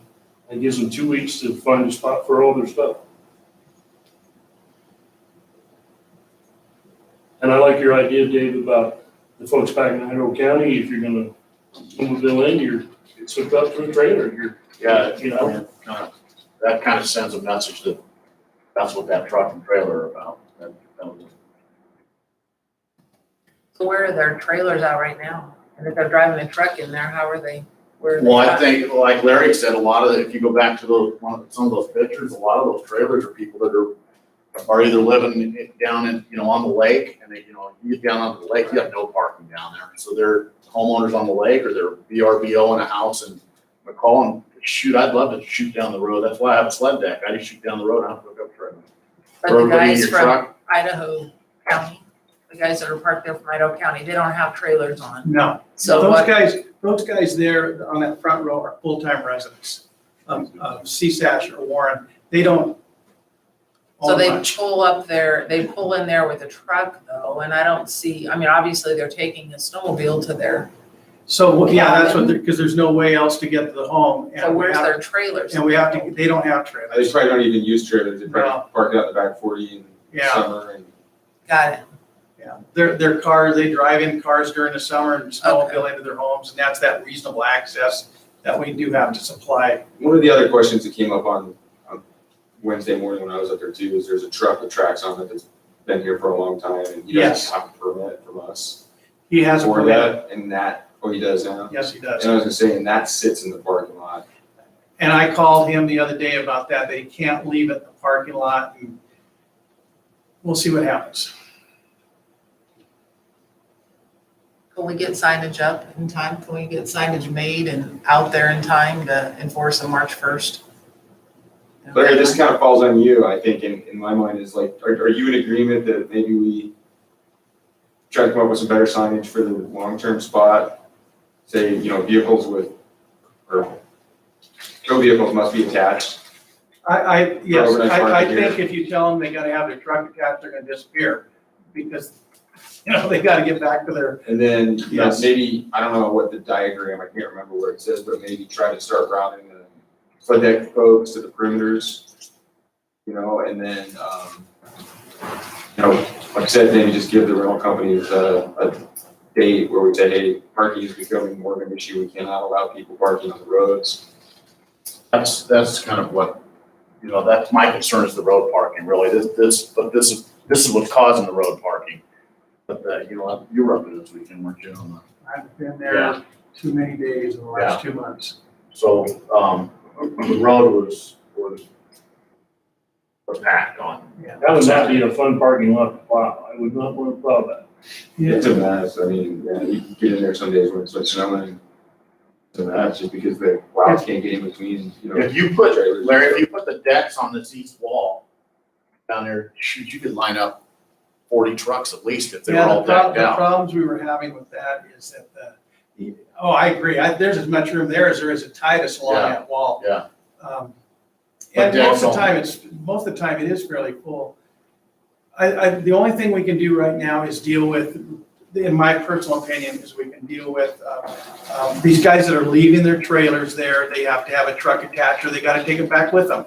This first row, the only thing I can say about that at this point is we should limit Chuck to 2 trailers. Oh, no, I apologize for that. Limit all rentals to 2 trailers. And, I think that's really all we can do right now. If we try to go any farther than that, it's gonna be So let's send a letter to all of the commercial guys. we can send them to commercial guys, easy, yeah. So can we back that up within our? So red our line ordinance right now? leaves, Ben leaves, Cody leaves 2 there, and Chuck leaves 4 there, and then brings 2 more in. So he ends up with 6. And they're not small trailers, they're big trailers. And So- anything else that isn't hooked up to a pickup has to be gone by the end of the day. You're gonna get a lot of kickback from, There's a lot of folks that have their getaways in the CSASH area. right, And they're leaving, there's like the and we- Antarctica trailer down there on the end, that's there every year, Right. all year. Which is fine if their vehicle's hooked to it. Right. And that's what we're saying. So that was what I was asking is, can we enforce that within the parking lot? Can we change the parking diagrams and enforce that? Whether it's a ticket or, worst case scenario, towing. To me, we're not gonna tow somebody out that's leaving their vehicle in here. You're stranding somebody up here. But you can ticket them and, ticket them and then say, hey, look, you now have, 7 days to remove this vehicle. what, I've got a suggestion, how about if you guys give me about a week to put together something? And I'll go over with Mark Wood, even though he's in Montana at minus 75 degrees right now. Great. I'll try to put something together and then I'll just email it to you guys and make sure everybody's in agreement with it. Some of that stuff, anyway, I think we leave those guys with the cards in the front alone. That's all they have. That's their reasonable access. They ride out, they go to the store, they come back, get on their sled and go back in. Yeah, and I don't wanna Yeah, I don't attack think those guys. They need to have a place to park. That's not what I was saying at all. I'm talking more about the folks that go in and out periodically to their Yes. cabins, but they leave all of their equipment in the parking. There's lot. a guy from Yakima that comes down, leaves 2 trailers out there and just comes down once in a while and goes in because he owns a place in CSASH. Just makes it difficult, to say the least. So the ones that are non-compliant from CSASH, are those the ones that are parked there? If there's sleds, Yeah, they sleds keep are rolling in. non-compliant? Our So debt, if their sleds are non-compliant, they need to be ticketed. They can, Yeah. yeah. they hadn't been compliant for several years. Yeah, it's always been that way. And no matter what it's hard to catch them too, because they're not the normal times. They'll come in and out of there 2 or 3 o'clock when nobody's around. It's But well, a flyer. and to be honest with you, since we're talking about compliance, it's the same way at West Mountain over here. Yeah. You can drive down, the guys in the parking lot and on the road, they got their tags. People that live in the cabins, the part-time people over there, you can go through there, there'll be 7 sleds with no tags on their private property. and that frustrates the heck out of me. The guys that unload at Van Wyck, they're, according to the law, as soon as they unload that sled, they're supposed to have a tag on it, whether they're ice fishing or anything else. But there is probably 100 sleds out there. They don't have tags on them. You know, it's a hard, and IDPR, the parks will not say anything to them, and Fish and Game will not enforce it. I guess that's my other issue is that if you're carrying the tag around in your pocket, it needs to be on the machine. So by You law, expect everybody else to do by that. law, it has to be on the machine, and I will tell you that I was out there with McCarthy one day, and I'm not gonna mention the name, because you guys know the guy. He says, oh yeah, I got my tags are right here. He says, good for you, put them on. He goes, okay, I will. No, you don't leave this parking lot until they're on that sled. And the guys, most of the guys will say that we got a fancy route. Well, the truth is, there's a little aluminum space behind the shot tower. They can put them there all day long, and that's fine. Try to get them. The problem with them not putting them on is they'll hand them to the next buddy from Washington that's coming in or something else. Right. I've got figures right Oh, now. yeah. Would you say that, how many extra people do you think we've had here this year? Okay, so last year at this time, resident tags, there have been sold 3,700. This year, only 3,400. So we're quite a ways down on residential tags. Rental tags, 176, now 216, so we got more rentals. Out of state, 2,260 last year, 2,320 this year. It should be more like 2,500 out of state this year at the very least. And it isn't happening. And just so you guys know, I'm forecasting right now that we will run out of funds to grow in McCall about mid-March, which is a month early. Dave and I were just talking about that. I was trying to put tags on my husband's motorcycles. That website's a mess. Isn't that a horrible thing? Mess. We, just an update on that. We are doing a forensic audit of IDPR. And if our legislation passes, which we're going to talk about next, legislation passes, it'll make it really easy for guys to buy tags again. I think, Larry, I know you talked to those people too, what would help us on the law enforcement end, if somehow IDPR, whoever issues those tags, puts the last four of the VIN number of that sled on that tag. Because then we can say, they'll hand us a tag and we can go up to that sled and go, no, this isn't the tag for this sled, go find it. And without that, we can't say that they're handing them off to each other and Aren't they stuff. required, they're required to have a registration tag or paper too, right, the actual copy? Yeah, but it doesn't match, it Doesn't doesn't match the tag. And I understand where you're coming from, Roland. We've had this discussion for the last 8-9 years. The truth is, the Snowville community would prefer that those tags become coffee cups. So if you want to walk into a store that sells them, say, I want 1,000 snowmobile tags. You give them the money, they give you 1,000 snowmobile tags. They're not matched to anything. That's what builds, the whole point of that is to build the funds to grow them. But I understand what you're saying too, but then when we asked the Sheriff's Association, do you guys use those tags when you check a sled? And they said, no, we don't. We always use the VIN number. And that came from the Sheriff's Association when they met with us on that. That would have been one person.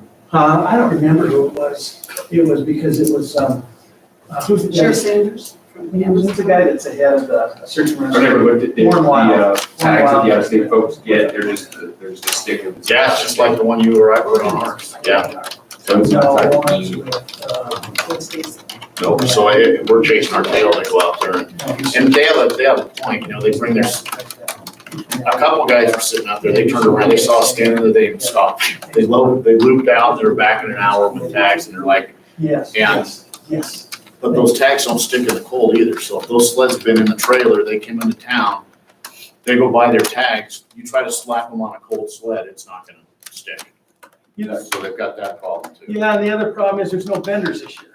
We don't have any vendors in Cascade except for the IDPR, and that's what Anna Canning, and that's what they wanted run since they get the $1.50. We don't have any vendors here. We don't have any vendors in Smith Ferry. We lost our vendor in Donley. All we really have is Albertsons right now and Mile High that's doing the vending, and that is really a problem because the county isn't. None of the DMVs are, and that has made it a real problem for people to buy tags. And the website's a mess, so. Uh, And the website's a mess. Oh, it's a disaster. It's just an absolute disaster. The deputy, when they're checking tags, the deputies are smart to, they disappear behind the trailer, hand off the tag, the other guy comes back out and says, here. They keep everybody pretty much standing right in a circle, okay, and they just start showing you tags. I mean, they do try to run a game once in a while, but I don't know. Everybody we ran into this last weekend were great people and they understood. And like I said, we probably turned around, 11 people out of 1,000 sleds to go get their tags. So that was really an eye opener for us and it was good to see. But I still think you need to enforce it, they put it on the sled. Yes, but that, like I said, it doesn't stick in the cold. Whatever adhesive they're using on there is not working. Because they won't stick if the sled's cold. I know back in the day, the way it worked is they'd give them a break on that until January 1st. And after that, they pretty much go after them pretty hard. But, and then that was when that commissioner group decided that we weren't gonna go after them hard because we do want them to come in. We do want to welcome them because of what the economic impact of the county is. Yeah, but Larry, you need that tag. We need it program desperately. going. Yes. And if they're not gonna pay the tags or they're gonna shuffle them around, it's not working. Not only that, but now, I mean, that was a moment in time where we were encouraging people to come because our economy was, being tested, but Yeah. our economy now is boomed so great that we need to start putting some parameters around some of this stuff. Or we're Okay, just we gonna gotta move destroy on to run ourselves. out of time. So what's the plan here? Larry, you're gonna get back to us in a week with an idea? I'll get back to you in the week with a plan and I can do the legislation thing just real quickly. Okay, that's next on the line. Okay, so, That's the next Hey Dave, item. thanks for getting folks out there this week. Yes. I mean, that's huge having the presence. Yeah. And sure. it took so much pressure off. I appreciate that a lot. Okay, our next item is the next item. This is the approved support letter for House Bill 60 and 61, Larry. So we had that all ready for you guys. And yesterday we spent multiple hours on a conference call because the legislature has come back to us and said they will not pass it as it is. And they asked us to do some things. Right now, the legislature is saying they will not add any tax or any fee to anybody in the state of Idaho. But we had to massage it. And then what we found out was that the legislature very much wants us to start billing out of state people. So we've changed the whole legislation. Sorry, guys. Don't worry about it, we can listen to it. My heart monitor. I don't have one, so it doesn't matter. So we've changed the whole legislation last night. It's getting rewritten. I can't have you guys do anything with it until we have the bill number. Right. And what they said they'll support is to change, so residential will end up being $35.50, which will be the increase of $1, or it'll be $1 to IDL. Search and rescue gets an extra $1, and the Avalanche grant program gets $1. Out of state goes to $59.50, which is just the increase in those three items. And then out of state goes to $65.60. It goes from 59.50 to 65. No, it goes from $32.50 to $65.60. Keep in mind, Washington already charges $69. So we're just moving up to where, and what we did is we balanced it with the funds that we were going to get from in-state to put it on more on the out-of-state to offset it. And supposedly that is what the legislature wants, to move it on to from the House to the Senate. So that's where we. I find it incredibly ironic that they think somebody can afford to buy a $50,000 snowmobile can't afford to spend an extra $10 on a registration. I've always gotten hit up hard because here's our snowmobile tag for $32.50, which we do 600 miles of snow grooming with, and you go up and get one lift ticket at Brundage. What does it cost you? You know, this is for a year, and I've always got, and they're right about that. We got to be reasonable, but that's the direction we're going in now. I should find out by the end of the day tomorrow what the bill number will be, so we'll have to redo this whole thing. So then we're gonna table this until next week. Yes, sir. Okay, works for me. Thank you very much, guys. Keep working on it. Okay, our next item on our agenda is an action item. This is a body cancellation number 22. Our esteemed assessor June, come on up. Good morning. This is our State Board of Tax Appeal decision that came back, and they did do a modification of it. So the parcel number is RP 00585 002 0070. We had a total value of $475,602 per the State Board of Tax Appeal. The new value is $433,942, a difference of $41,660 that we need to cancel. I found it interesting on the state's letter talking about the lack of cell phone tower, the lack of fire protection and medical services, how that affects your value. And I'm going, I don't think that's ever been considered. It really doesn't. People buy in a certain area because that's what they want and that's where they want to be. Kind of what happened with this, and that's just my guesstimation, is if you take the value that we had on it and the value that the appellant presented, and you divide it by 2, it comes pretty close to what they amended it to. So they split the difference. That's astonishing to me, considering what values are doing here, and they're escalating, they're not de-escalating. So it's pretty crazy, but I've been We working have on to- sales for 2 weeks, and I'm just, it's insane. I still can't, I'm still speechless what I'm seeing. So, do you want a motion? Yep. I move that we approve the value cancellation number 22. Second. Who's in second? All in favor, please say aye. Aye. Aye, motion carries.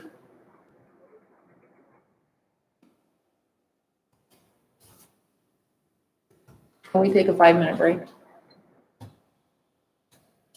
You say? We take a 5-minute break? Sure. While you're on a break, if I may ask, Commissioner Damian and Chairman Radford, you received my email about the DMV. Yes. You're okay with that?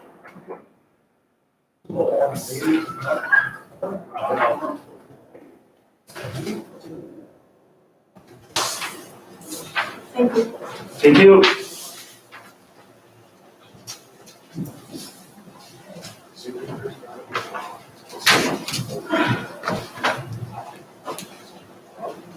You see my email?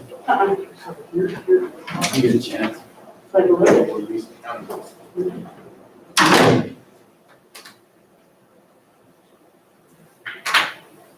Pat, how's your day going? It's going well, how's yours? Did you shovel snow all weekend too? About time we get done, here comes some more. I know. One year I remember we plowed snow 11 days in a row. Oh, man. I mean, that was Saturday, Sunday, it didn't matter. It feels like it's headed that way this year. At this And time. then the next thing is, here comes the warm weather, and then we start talking about floods. And ice. I know, It's like, wow. I know. Alabama will be a nice reprieve. You've been following what's going on in Texas still? Yeah, the deep freeze that they're having. Yeah, 19 below. I just looked at where Kip and Crystal live and it's 16 degrees this morning. Well, somebody was saying in Montana it was 75 below, and I'm going, ooh, Oh, so cold. you don't even start anything there. Yeah. At least we have, the polar vortex has kind of missed us. We missed this time, yeah. Yeah, I've seen 52 below here a lot, yeah, 45 below a lot. We just missed it this time. yeah, we did. So good job on that, Dee. Sheriff. I think we should have done it last fall, but we're getting there. Well, I gotta tell Larry out there too. Yeah, we're still on live.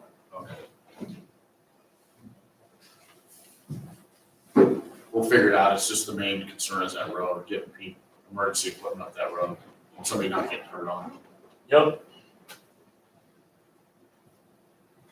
Okay, anything else before we move on? Then our next agenda item is a discussion of workforce housing for Valley County employees. Pat, are you on this one, or who's leading this discussion? Probably Sherry and Dave and I don't know. Okay, So we've all just been talking about how difficult it is to hire employees right now because they can't find housing anywhere. So Pat made us aware of a lot or two that's in leisure time that is currently for sale. And we were just talking about, what do we do? What's our short-term plan for trying to find something that would allow somebody to live in here while they're trying to find their longer term solution. So we talked about, does it make sense to use PILT funding to try and buy a couple lots around the county, Cascade, wherever that would be, to try and allow people to at least park a camper on it in the short term. The long-term solution, I'm accumulating, and I thank those that helped me, because I guess they're not in here, but all of the parcels that Valley County has. And we have a number of parcels that would make sense for some housing at some moment in time. But that would be a total proposal, like a request for proposal from developers to see what somebody can envision on these parcels. There's quite a few of them here in Cascade that we're currently using for other purposes, so we could repurpose some of those. But those are all long-term solutions. Those are not short-term solutions for this summer. And we already know that we have issues hiring to fill our positions because of housing, along with everybody else in the whole county, unfortunately. But, so we were just gonna throw it out there for conversation. What do you guys think? I think that's a great idea. I just heard yesterday from Dave O'Brien that there's one house for sale in Cascade, and that's it. There is a home just came on in Donley 3 days ago. Nothing special, $650,000. Oh. And it's sold. It's already pending. So when you it's guys- critical need. When you're talking about leisure time, did you look at any of them with the apartments already on them, all set up, ready to go, and just buy the whole darn thing? Yeah, there's one on the corner of Sharon and C Street that it doesn't even have a for sale sign. I mean, it's got a little for sale sign. But I had contacted her about renting for the winter. I know they were willing to sell it. It was one that they purchased. You probably know which one I'm talking about, but it's that one that it's kind of cute on the front. It's right across from the clubhouse, and then it has that old trailer that's kind of attached to the back of it. You know what I'm talking about? Oh, yeah. Yeah, On the east side, or the west side of from Sharon across the Street. street, yeah. Yeah, so they want to keep the backside, so they're trying to separate them out. And want to sell the front one. I don't know whether that one has a lock. It's kind of got those cute windows and stuff. I haven't looked at it. But I am willing to contact her and talk to her as well. There's a How would lot. this work? Would this be, if we buy a place and we hire a new employee and they move in there, is that part of their salary? Or do they pay us rent, or what are you thinking there? Well, I think that we should charge a rent, although don't we have to be careful because we're not supposed to make money, right? So we'd have to look at, what does it cost? So that's, the taxes. Well, my house, I did it as a camper type. But before that, the taxes were about $1,000 for Cascade. So you'd include that and then the $550. So we would have, without paying utilities or anything, we'd have $1,550-ish in it for the year, right? What's the annual homeowners deal? 550 or I something. thought it went to 1,500. No, the homeowners association's 550. 550. That makes sense, So- because he said, but he has two, okay. Yeah, His was 1,100 for two lots. Yeah. yeah, would be. You don't get much for 1,100 there anymore.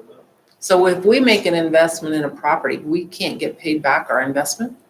I would think so. We'd have to, we'd have to calculate it out and see. Yeah. But we could charge the employee rent for it. It just would be a subsidized rent, doesn't work, right? But then they would have a place to live until they could find something, and we would expect them that, they would need to find a place within whatever we deem reasonable. And we have to get Brian Oakey involved in some of this as well, but at least, that would be something just to get us started.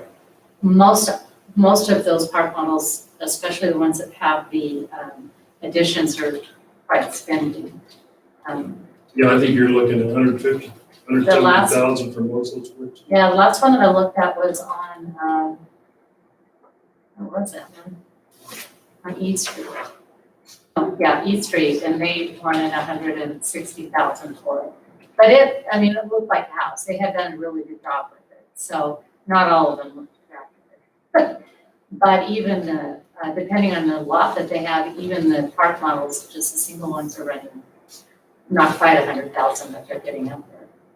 Or are these gonna be fully furnished, or are we gonna let people move their own furniture in, or what do you The think? one, I think it would depend. The one that I was talking about would be fully furnished because they're leaving the furniture. That actually was, they bought it as on a sheriff's auction sale. So that's how they got the properties. They got it pretty reasonable, but they already have a park model in there, so they don't need them. The challenge with the park models, probably more so than the lots, is once they're on the market, they just go. I mean, they don't sit around very long. I know Well, another one has lady I a that, think it would be okay and good investment for us, because we know they're going up in value every year, so we just need to find a place low cost to get started. And then we can get that and use that, and eventually we could probably turn and make a good profit and buy a bigger place, so to speak, or more places, Right, or whatever. right. I know another lady that has a trust that she's wanting to put hers on the market too, so it's not on the market yet either. So, and that was part of the conversation is, do we do this, or do we take down one of the storage buildings over here and put a regular manufactured home on it? But I don't think that's a long-term solution. I think over there, it needs to be a developer that is designing multiple family I type mean, I'd something or rather have other. like a condominium complex. Yeah. A manufactured home. That's kind of what I thought too. So I think the park models, are a good, to Good start with, or I think we gotta some get of our foot in those. the door somewhere, because we gotta be able to put our employees up that are here, they're trying to transition to being here full-time, and then, talking about the, waterways deputies too, they said they really need places for two folks as well, and, I mean, even like Sherry said, a lot with trailers on, Yeah. camp trailers on it. There is one, you can only put one trailer on each lot, right? Mhm. But there is one for 37.5, and it's right, That's the lot. right behind or beside the clubhouse. So it's right close to the clubhouse, which makes sense because it has shower pool and stuff that you can use. Now, what So about the ones that are up here above the school that moved in all the manufactured homes? Are any of those available? they go as soon as they get one coming in, and they're running about $1,500 a month. They're not really affordable, as far as I'm concerned. then I think we would have to, then you're subsidizing employees that are moving in. That now all of a sudden you have an issue with the rest of the employees going, wait a minute, my rent's not subsidized. We have to be really careful how we do this because it needs to be a short-term stepping Transitional. transition. It's transitional Yeah. housing, yeah. 6 months, maybe a year if they absolutely can't find something in 6 months. We're not really subsidizing the rent because we're going to figure out how much the thing costs, how much our taxes are, and who's gonna pay the utilities. The water and sewer is already included, so we don't have to worry about that. But, and then the maintenance, so we have to figure out what the cost of that, and the maintenance, I'm talking about, it's a winter time and they have trouble with the water. Who's gonna handle that? Will it be our guys or management company, or how will we do that? So that's the other thing, we could have a management person be the one responsible for managing that lot or that park model, so that there is an issue, it's their responsibility to fix. But that, again, that would be a cost that we could include with the rent. So a rental management company is going to want a percentage of a full rent for their management fee. And so depending on what we're able to charge, somebody might want to do it or not. So that's a longer conversation, I think, because I would really like to put some of these properties out for an RFP and then keep 2 or 3 units as our land donation, toward it, so that we actually do have something long-term in the county's portfolio. And then you'd need a management company for certain to manage those types of properties. And usually, if they've been well maintained, there's not a lot of maintenance. Right. You might Sure, have if an you wanted to occasional. add something, your hand up. Well, I was just, the First go school has, I think they have houses that they own or. I think they got 3, the last I heard, it might be more. So, Yeah. I don't know how they get away with that, but, Yeah, I know that municipalities have, Yeah. Yeah, They have to. they own homes, they own stuff in other areas anyway. I don't know what ours is, but. So there are those 2 properties that I know of. If you want me, I can research them. They're purchased by owner, they're not through an agency. So I can find out. I know the one is 37.5 for the lot. I don't know what she wanted for for what they wanted. Gentry's wanted for that other place, but I can find out. So I'll if we give you- bought a bare lot, you think someone would move a fifth wheel or a camper in there and live in it? Yeah, I mean, Some- lots of times when I'm talking to applicants, and explain the housing to them, they say, well, we have a trailer or a camper, RV, whatever, that we can bring up and park. And my next question is, well, have you looked at whether or not you can find a spot? So there are people that do that too. It's whether you want an RV or you're trying to find a house is just hard. So it's better if you can find a place now, or at least get your name on before summer hits, because once summer hits, it's like you can't. That wouldn't be done. And the worst case scenario is we'd have to buy an RV, you know, you put another 20,000 on the 37.5 and you're all in at 57.5. Yeah, going back to the conversation with like waterways, they were talking about trying to find grant funding for some of that. Yeah. Yeah, we could ask Mary to research any grant funding. I think it's a great idea. I think I'll it's give like- you the name of the lady also that I know, and I will just stay totally out of it, so there's no conflict of interest at all. And see if she's willing and see if there's something else there, so. I think it's absolutely necessary right now. I do too. I really do too. Need to think about spending our code. I know. Like that, but Well, it's an investment in the future. And then, so Doug, I do have a question on PILT. If we were to use this if we were to spend this money out of PILT, and then we were to sell a piece of ground somewhere else and start, how do I want to put it? Start a fund that we could use for land banking or purchasing ground into the future. Is there a way to do that? Not that proposal that you're presenting at this point in time, not Okay. the new requirements that are coming out. Okay, That would not be an option. We would have to budget for that. We could do it, but we would actually have to budget for it. okay, so just start a line item where we were gonna expend so much per year, and then if we actually sold property, it went into that line That item. is absolutely correct. That makes sense. That's how it would have to Okay.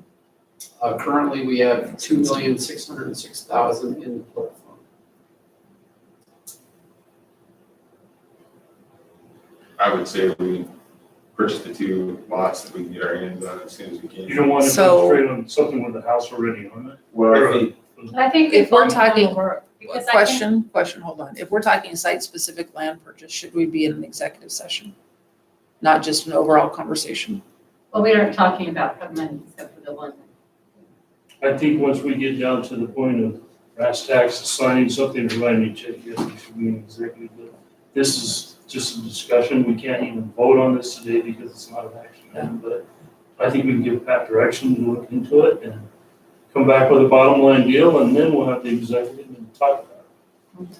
And it might be something, Pat, where, you know, maybe we can look for something Donley, Lake Fork, McCall, you know, what is that we could try and find a diverse product yeah, I mean, instead there's of, the park model development that's going on at the old campground.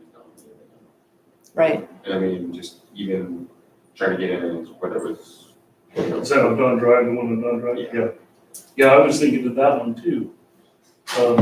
Is he selling, Cinda? Do you know, is he keeping all those? He's keeping all of them, so there's not a chance to buy one there, but. Everybody agreed on that? You're gonna look into it and get back to us. I can do that. I would assume you probably wanna move pretty quick. So I was gonna If say, anything so, with leisure time, definitely. Eventually put this on the agenda for next week. As an executive, I should be able to.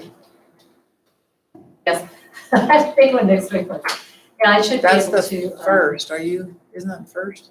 The No, first will be we're not there. remote, so I'll have to listen in and. no, it's the 23rd. Okay, Next week is oh, the got it. 23rd and 22nd. Like, it's gone too fast. I I can't know, next week remember. is the 22nd, I had to think.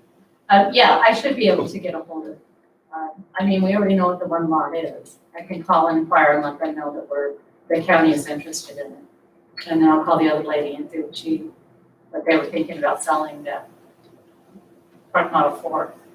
I think that's a great idea, you guys, and then as we get into it, we can build value and maybe do some trading, and pretty soon we'll have a place that'll have, you know, a condominium or something with more than just one. Well, just having a place that, you know, somebody needs a place to park their RV for the winter, people do it there all the time. So it's a possibility. I think this just fills our immediate need. Right, And then it gives us some breathing room to look at some of these other options that you're discussing as well, Sherry. Okay, everybody good on that one? Yeah, and then I'll come back with a greater proposal. I've pulled all of what the county owns, and we do have some properties that we need to look at what makes most sense long term. Well, just to throw this out, keep it in the back of your mind, that if we could move the county shops out somewhere, that would free up all that ground down there that goes clear to the title company. For more development down there, that's to me was my long-term goal, is to get them out of the way, and then we could do condominiums or something down there for employee housing as well. Then we have to figure out the rodeo grounds too, Well, and I don't, fairgrounds. That's a whole greater that's a whole conversation. other can of worms when you open that one up. That will all come as part of our capital improvement plan. We're just gonna need about 20 million to get it all done. Yeah. Everybody play the lottery. Okay, anything else on this? Have plenty of time. Our next agenda item is not till 11:30, so. That was a hard one to put the agenda together because we didn't know how long it would take. I've often wondered if we could approach the Airbnbs, if they would do like a half-year rent. If they're gone in the summer or they're gone in the winter, if we could, rent that facility from them for 6 months for our employees. Possibly. The challenge, always my concern is, that we get an employee in there, whatever it is, and they're not able to find housing. I mean, like Sherry said, that one went within 3 days of $500,000 plus. Well, just like Okies, buying a place and building a house. I mean, what you gotta do is what you gotta do, I guess. Yeah. Well, he happened to buy a home that had been built on spec. I mean, builders are just not willing to build spec right now. They don't have to. They're so busy. But I talked to a developer this morning, and he's bought the 225 acres just north of Donley. And he's also purchased 150 acres that's just east of the Woodlands and Barbara Morgan. And he's telling me he'll have some workforce housing in there, but his price point might start at $450. Which ground north of Donley, what side of the highway? On the west side, there's 2 lots there. A little drier there than on the east side. Yeah, Is that just south of where we talked about the storage units going? Or is that, I don't know where the storage units. what's Coho? The road going in Coho? It's That- south That's of, Donley that. south of that is between Yeah, Coho should be and, south of that. That's where the City. storage units were proposed too, it's just south. What is that road? That's Coho. It is Coho, Yeah. yeah. So that was the entrance to the storage units, and there was big discussion. We had a CUP hearing about the ingress egress, and Right. remember all that? Cool. Yeah, there's a lot of water that moves through there. And they had to build it up. Mhm. I forgot all about that. I forgot So- a lot of stuff. You're saying that the workforce housing is 450 to start? Is that building costs that drive that up? Because that's ridiculous. Well, nobody. so right now, and that's the problem, right now, Yeah, I mean, you will not find a builder that's quoting under 300, not including ground. Most of it's 350 to 400. So 1,000 square feet doesn't reduce that price at all. So you're 350 to 400 for 1,000 square foot house, not including the land. What's I mean, really it's- interesting, Pat, is you get on the web like Home Depot or Lowe's and find out how much a 2x8, 2x4 yeah. is now. yeah, And it just blows me, it's like $5. yeah. It used to be 89 cents, it was $5 for Jeff this little was, 2x4. Jeff was talking about that last week, I don't know, a couple weeks ago. Plywood, $60. Having a conversation about it. And he said, well, I thought these guys were expensive, so I went down to Home Depot and to get 2x4s, and he said these guys aren't any more expensive, it's just about everywhere.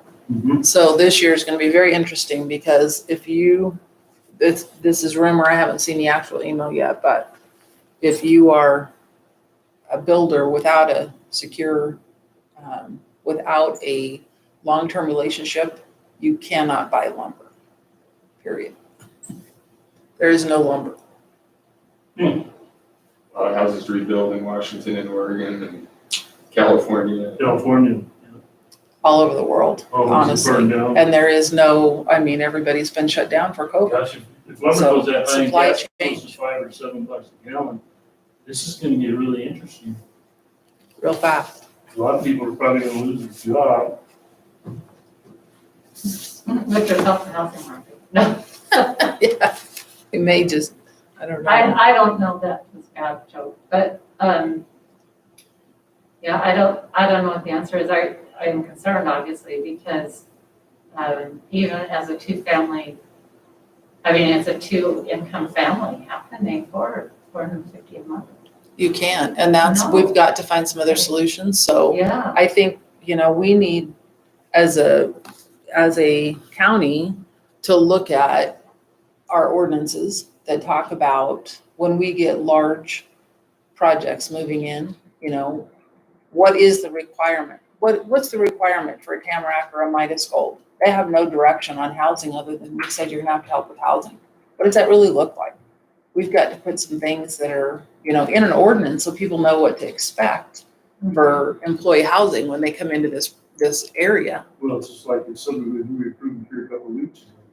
We probably should have made one or two of those employee housing lots somehow. Made a restriction that 1 out of 10 lots is gonna be for employee housing, and these are the values, and this is the cost of the improvements, and that's. We're gonna have to, and I don't know legally that you can do some of those things. So I know that there's a lot of conversation about that again. What is legal, what can we do, but I think an ordinance drives your conversation. And so having something that people can actually look at and have good information on building in this area is gonna help a lot. Because developers are not going to develop $25,000 lots anymore. And, there isn't a lot. I just looked for a gentleman that had been trying to buy last year. He's really sorry he didn't buy last year. There's one lot in the market in Valley County for under $65,000. That's it. I was over at Adams County, gosh, it's been 4 or 5 years ago, for a coalition meeting over there, and there was a fifth well out in their parking lot next to their courthouse. And it was all hooked up with sewer and water and all this stuff, and I was kidding Mike Curtis, is that your new jail? And he's still not, that's the guy we just hired, and he's living there while he tries to find a house to buy. So we live and park in the parking lot until he can find a place to live. We need more. And I thought, wow. What we really need is we need some mobile home parks, some very nice upper end mobile home parks where there's good CCNRs and good restrictions. Because mobile homes, you can still buy a really nice mobile home for $100,000. And yet if you could do that and put it on a mobile home lot, and spend $400 or $500 a month rent for your mobile home lot, then maybe that works. I know Clear Creek, I've talked to that guy a while back, and they're thinking about trying to double the size of that campground in the back to like 100 spaces. And he's getting $300 a month. But the issue there is they don't have enough septic. Yeah. And so those folks are gonna have to store it and take it to town every month and dump the tank and then come back. That's the only way you can make that work. And I think he's gonna try and skirt the septic rules and just do it anyway, and it's like. You can't do that. You get in trouble faster than you believe doing that. Yeah, But you'll lose he's the rest kind of of a it. rebel guy. We shall see.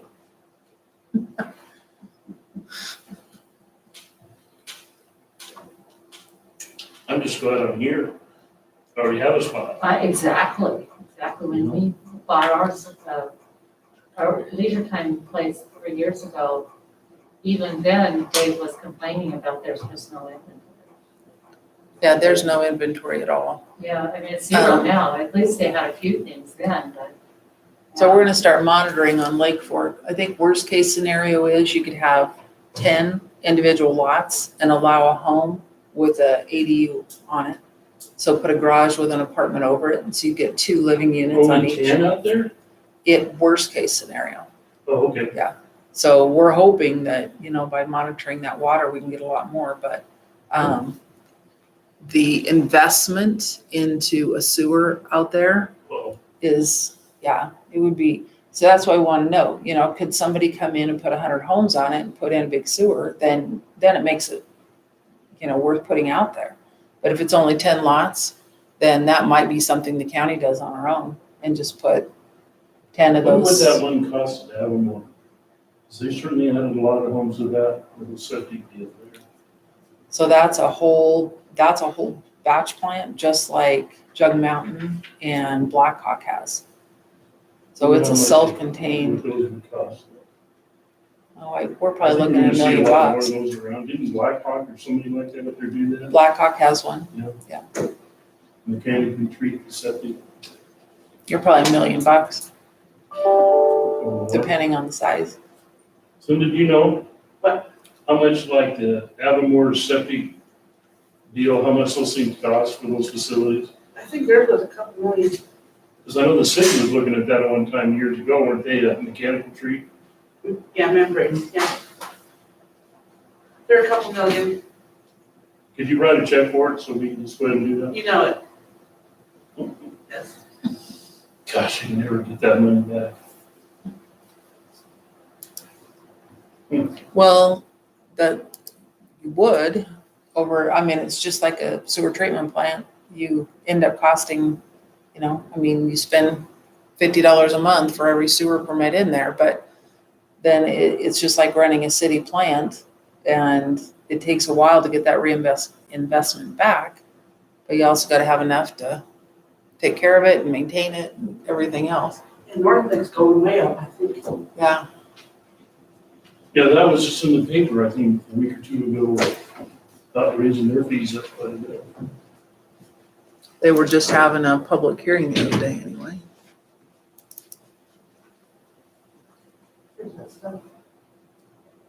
You go through it, we're all good? Oh, you're not all good, but that's, Well, we have a power easement through there, there's all kinds of utilities in Northern Valley. and I'm trying to get the The vacation, vacation, and it's a lot of work. yeah.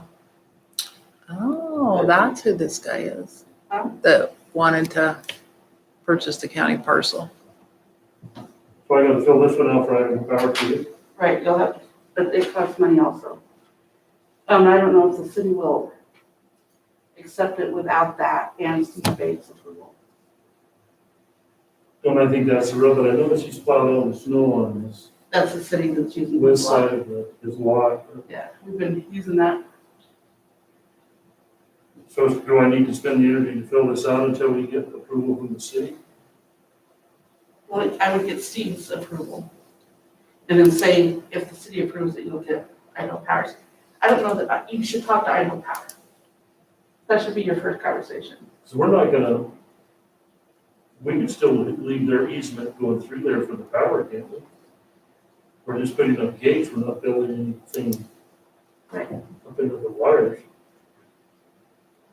Well, I think What there's do a lot you of, guys think? there's a lot of I think we utility can around. work with Idaho Power, it's not a problem, really, all we want to do is be able to close off. We The should, alley. Mr. Chairman, if you want, we can put this on the agenda for next week. Yeah. For a formal discussion with commissioners and security committee members. Yeah. I kind of filled in some of your stuff there. Hey Doug, do you know, when they built the courthouse, it appears to me that the courthouse and the White Cap building is one lot still. Do you know if they ever separated that out? I don't know. Do you know? They have formally split them, is that what you're asking? Yeah. So they're on the same one? They might have, because that used to just be somebody's house over there. It was a duplex. So do you know what they would have had to go through in order Well, to, sometimes get the assessor sometimes just combines them. Without any sort of. I'm trying to get hold of So Steve if we- next day or two and find out. I talked to him last year and he said, no way I can sell anything because I've got too much to pay taxes on now, but maybe things are different this year. I'm even thinking of a lease with an option. do you want, should that be a conversation with the city before that, we make that decision? Because I don't know that the city wants that to be a parking lot. That's what I've heard. Before we invest in something and we get in trouble with the city, because if we ever wanted to do anything with it. Well, it may be a parking lot for a while, but I think eventually we're gonna have to provide more office space for some folks as we grow, and that was where I was looking at, either that or over here. If we get this right away through the middle, we can do something in the middle out here. You gotta think of snow removal in the wintertime. And we had that good discussion, so. So do you want to put this on the agenda and have us all in the security committee and everybody sit down and talk about this? Yeah, Doug, if you already got it on.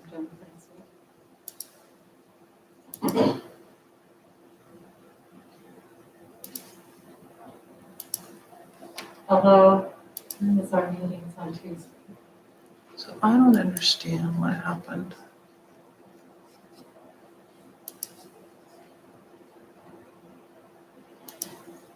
You know that it was appraised at 163,000, I think, for that lot this year. Was it here?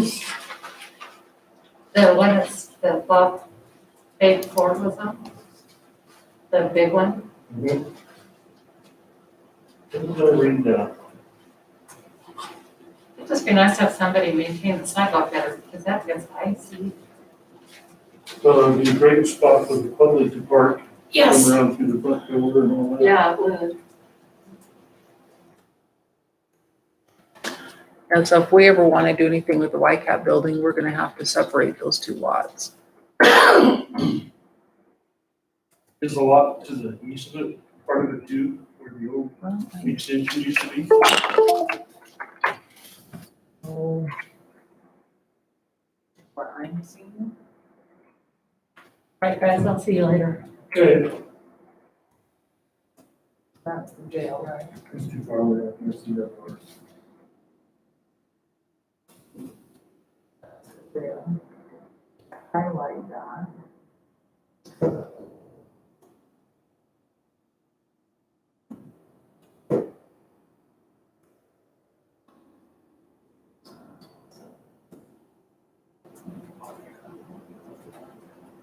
Now that goes back to Worth Patterson days. All this subdivision, I don't understand.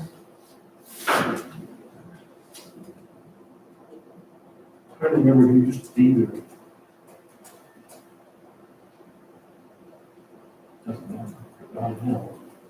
Yeah, so it shows Valley County owns that whole thing as one, just one big block. Mm-hmm. They still have the old or extension building on there too. Is that where Whitecap is? Well, it was where Steve Bates parking lot. No. That was the Steve Bates thing. Another alleyway right there. Oh no, he's got two of them. So that was Hey. ours. Morning, Good morning. how are you doing? Great. Yeah. Can't see out the back of my house, but it's all good. I was just thinking about how much more snow can we get? And that was a double. There's I'll two go houses say on that. that. It's coming, there's You know more. that? I just saw something about a warm up too, which is like, it's the nail in the coffin at this Whitecap point. is right there. That's when I started shoveling my roof. It's on Oh, the so side. you got the map back, okay. Yeah. I usually get up there and shovel, but That's we had the that jail. cold That's spell, the Whitecap building. and I was gone for 2 days, and I've got an We ice don't own layer. that one, we own these three. I put ice tape in mine this year, Phone's not a problem I area. think the school owns all those up here. I ran out of ice tape about 6 feet short, covering the whole roof line. And the difference is, I got ice about like that We started buying those back in. around it, but it also moved the ice further back up the ridge, or towards the ridge, which I thought was really not necessarily good either. We're actually gonna take the street But I out, haven't seen any waterfalls or anything yet. part of the school across there. and- I've talked to a few people that have seen waterfalls in their homes. Safe area. Did you find out a lot this time of year? Because can you do Steve's parking lot and see if there's a value in that?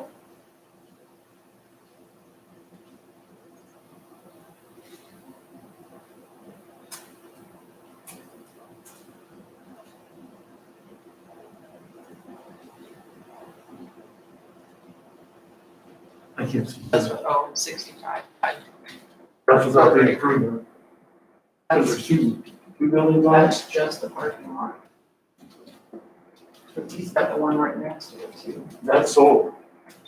People that bought the Valley Club bought the laundromat and parking lot That's across the street. across the street.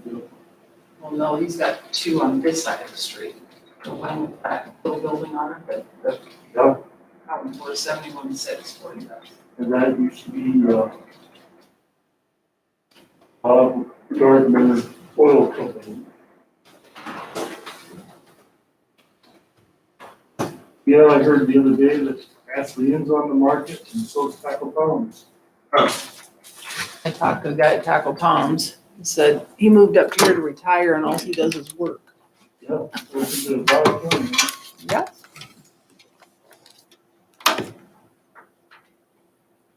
We got about 3 more minutes, Steph, and then you're up. So, everything going good? Yes, everything is just fine. It's like the dead of winter out there, isn't it? You know, if I didn't have livestock, I wouldn't care. It just changes, it's a game changer. It just makes everything harder. Yep.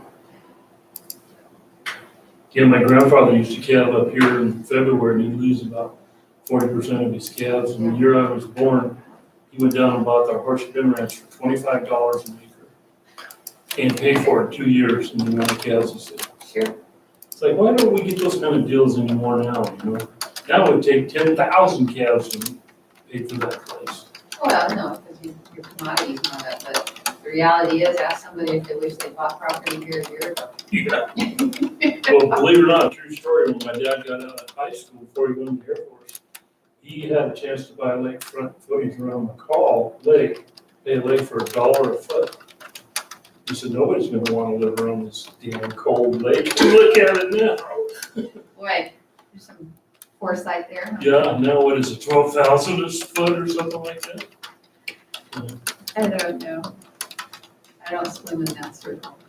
But then you think about, well, maybe I should be going back into, as you said, Asher Yellow Pine, you know, buying those places, like, so you can buy your stuff pretty cheap back there, but. Not 'cause that's gonna anymore. that's gonna be the new place here in another 10 years, you know? It's not even cheap anymore. No? Where's The that? prices have come way up in both Warren and Yellow Pine. Especially with Midas Gold coming in, which is now called Perpetua. They changed their name. When they went to the NASDAQ, I don't know if they gone public yet or not. Did they? It's called Perpetua. yeah, I about had a heart attack one day. I looked at it and I went, Midas Gold went from 71 cents to $7.10. Oh, what in the happening? They got their office moved to Boise and they're getting ready to go. Are they not using this one out here anymore? I think they're still gonna use it for a while. Until they get the reconnoiter out of Scott Valley and then everything will go out there. I never drive that section. I turn off the paddy flat or I come out the other end, so I'm hardly ever on that section anymore. Yeah. Funny. Have you noticed on Facebook, all the people already complaining about the Tamarack proposal and the roads and the impact of the road? You noticed it? Yeah, the roads are definitely a big issue. The roads were a big issue last time. Nothing has changed. Okay, we're gonna move on to our next agenda item, which is just a discussion on the Community Firewise Grant Program. And then another discussion on a collaborative project for areas adjacent to Cascade Reservoir. Stephanie Nelson. Thank you. Okay. So currently, we are advertising a proposal from the NFPA and State Farm for a $500 grant application. It's a competitive application, and this is what that application looks like. I only brought one copy of that because it's online. But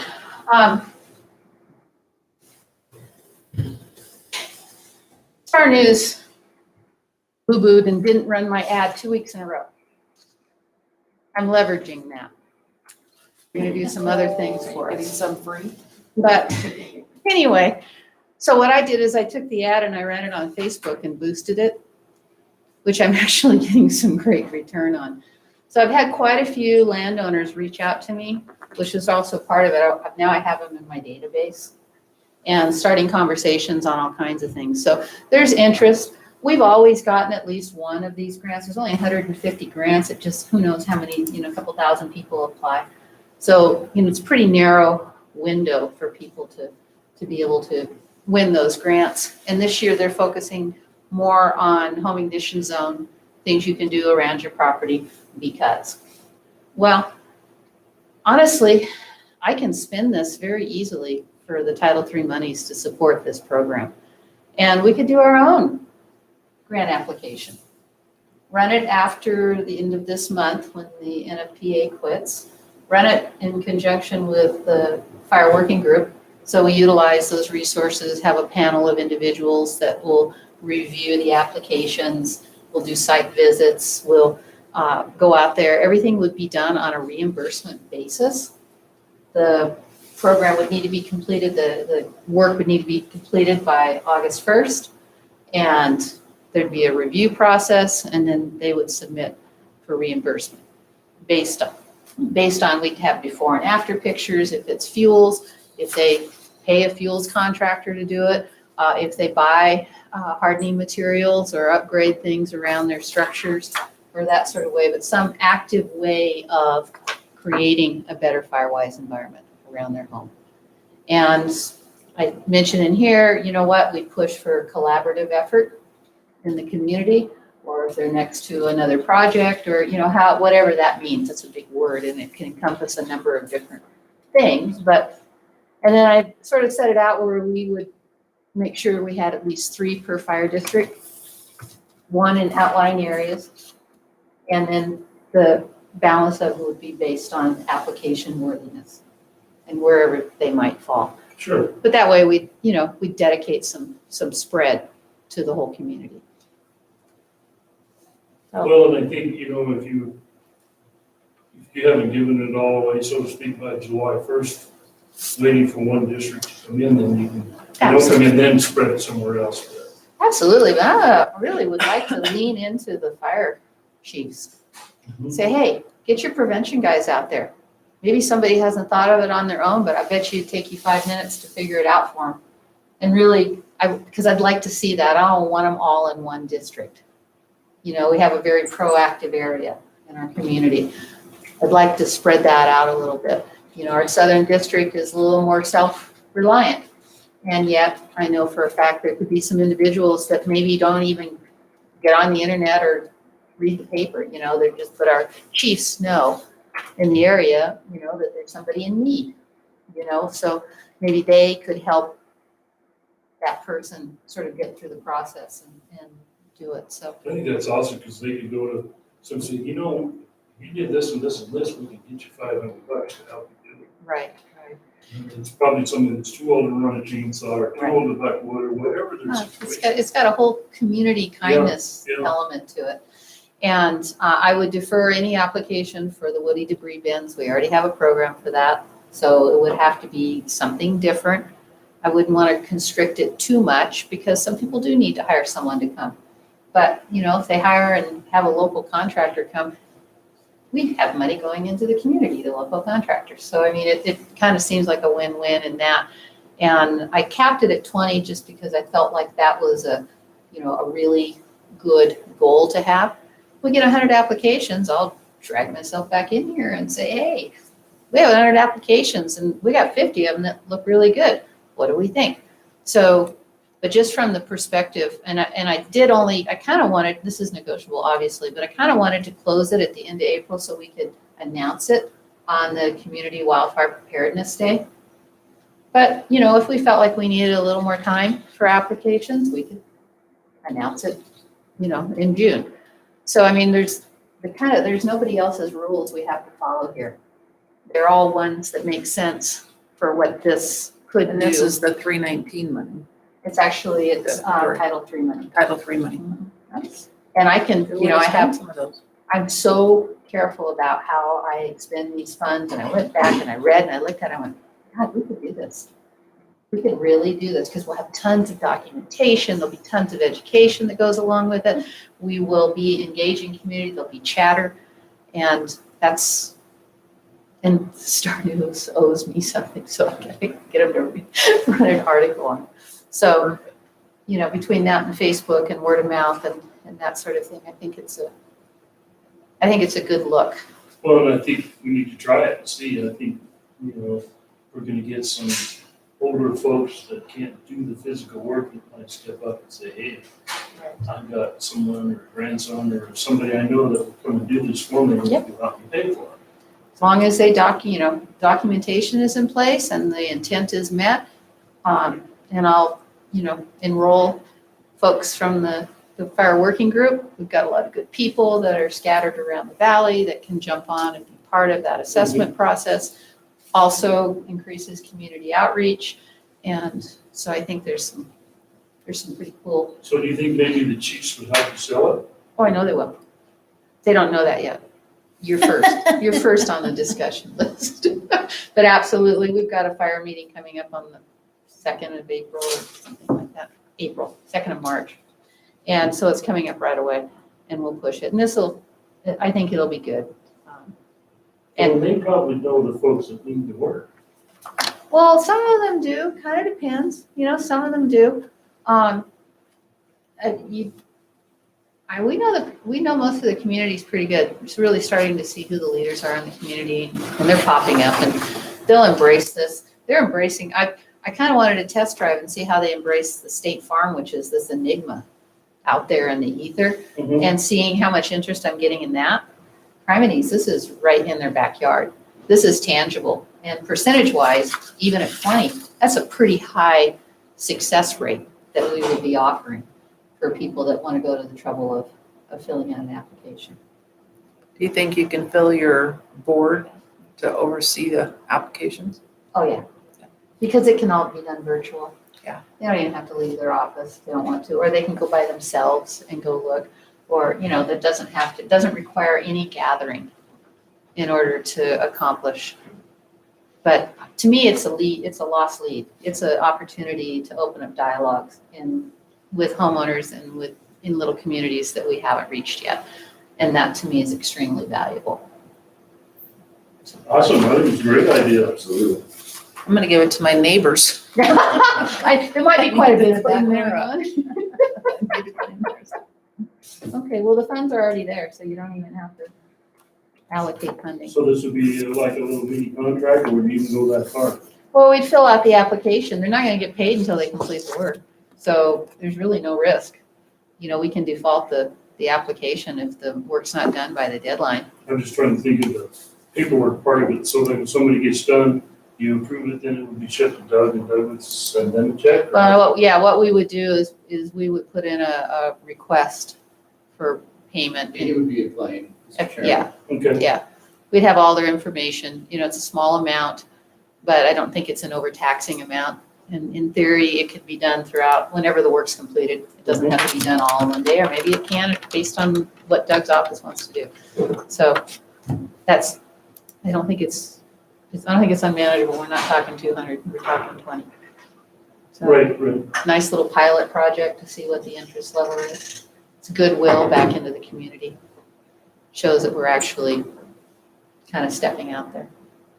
Well, and it gives people that opportunity to say, my neighbor, you might want to go look at this, because I'm really concerned about that old pile of boards that's been there for 50 years. Well, that is a rampant experience already. And yet, maybe this catalyst is for someone who says, hey, neighbor, I'll make the application, and then I'll come over and I'll help.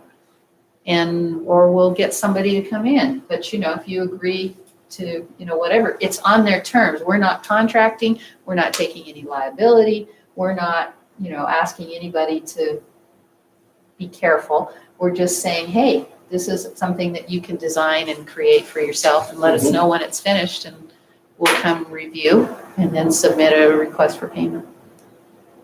And some people would probably do it just because now they've been reminded that they need to clean their lot. They may not even want the $500, but It's maybe true. they could donate it back to somebody just else, sort of but a- it's just a reminder of, It's a They should. conversation, I think, that's really important. That's the spin. What do you talk about, And money, I don't know, we seem to be sending money to everywhere now, so why not get on the bandwagon? Well, I think it's something we need to try. Okay. Let's try it, see how it goes. Okay, good. Yeah. Awesome, thank you. And then I'll just be real quick, this will be an ongoing conversation. I have actually become an associate member for the Valley County Soil and Water Conservation District. Good. But I've really wanted to narrow my participation. I don't have the bandwidth to expand over water issues and that sort of thing right now. It's a real critical time to my mind of thinking, because we had just stepped up and created this amazing collaborative, successful program last year with the current employee that was there managing, and really saw how fire was a real issue out on the reservoir. And so now they're thinking sort of kind of about maybe hiring somebody to replace him. Oh, And who? Jim Zokan. He was our local rep for BOR, and he just had a big vision. He could see all of the turmoil associated with look, don't touch, in terms of the mess that we have in so many places everywhere. And we have landowners, those are the most vocal landowners, and they are pointing at somebody else's property, and in most cases, rightly so.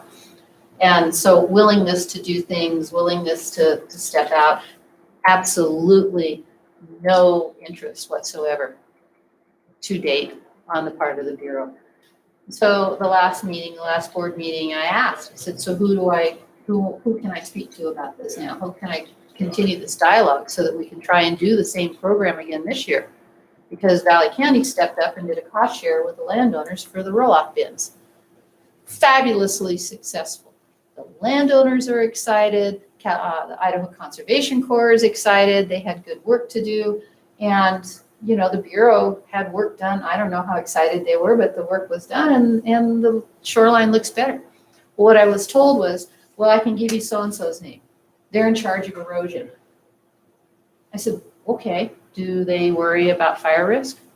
Well, no, but they're in charge of erosion. And the conversation went on. And I said, well, I really want to talk to somebody about fire, because I know that's not a primary priority. Wildlife, erosion, water quality, storage, there's a million things that they're responsible for. But I'm here to tell you, we are living on borrowed time out there. There will be something, because even if really good people aren't allowed to go in there and cut firewood and clean up some of the area, those areas are so dense and brushy. Those fences are not keeping any kid out of there that thinks it'd be fun to have a little weenie roast on the shoreline. Not to mention the visitors that take their boats up on the shoreline and go up and start fires. It's rampant. And so it's an issue that we're just sort of sitting there watching it percolate. So my question to you is, I just kind of wanted to let you know that I had signed up for doing that. It is an area that I want to really push at, but I would like to represent that Valley County is very interested in doing as much as we can to promote reduction of fuels on the Bureau of Reclamation grounds. I think that's awesome, especially if we're around Tamarack Bridge, some of that area, those trees are just a mess. Well, so we are having a conversation. It hit me when we were in the webinar the other day that fire was not brought up as one of the main issues for runoff into Cascade Reservoir. Yeah. That that could be a potential pollutant that's coming in. Right. And we talked about it on the Soil and Water District, that is one of the ways that nitrogen can come into the lake. And so I was surprised that wasn't brought up. There was a guy from BOR on there. Oh, yeah. And so somebody's been replaced, but Well, that but there's wasn't. several of them that are there, but not any of them want to have anything to do with fire. Yeah. And That's a I get huge it. nitrogen source. Yeah. Well, that's not their big job. Their big job, and they may not be their expertise. Do you still have any dealings with Chuck Dillon on the fire stuff on BOR? Isn't that his niche? But it's interesting because I think that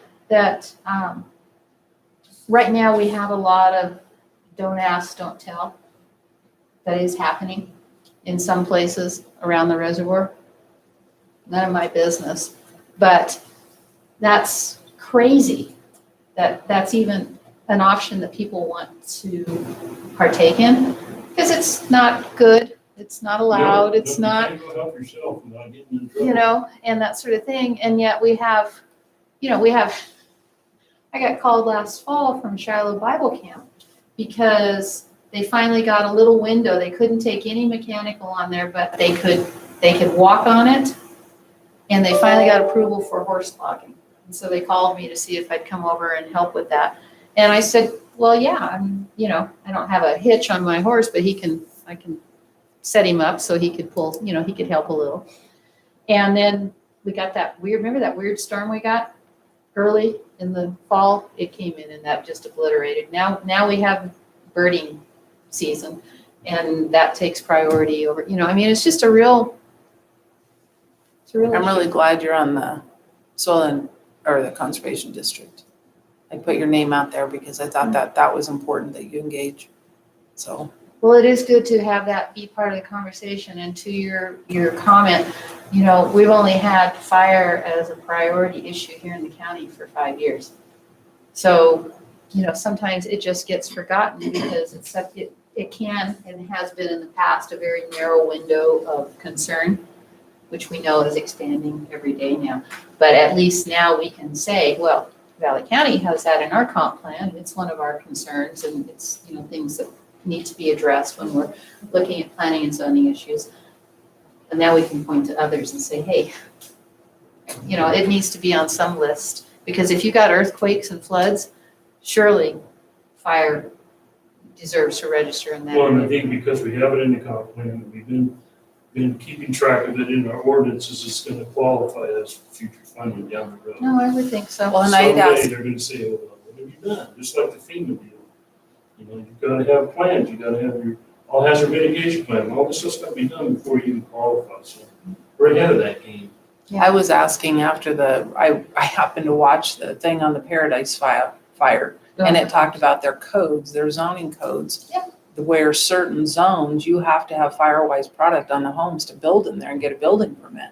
And I don't think we have any of that, No, it's but not a we have, requirement. we do have specific areas. If you're abutted right up next to the forest, why don't we require specific materials on your home? Well, Commissioner, we do have a fire plan that is required, but right now it is only required for subdivisions.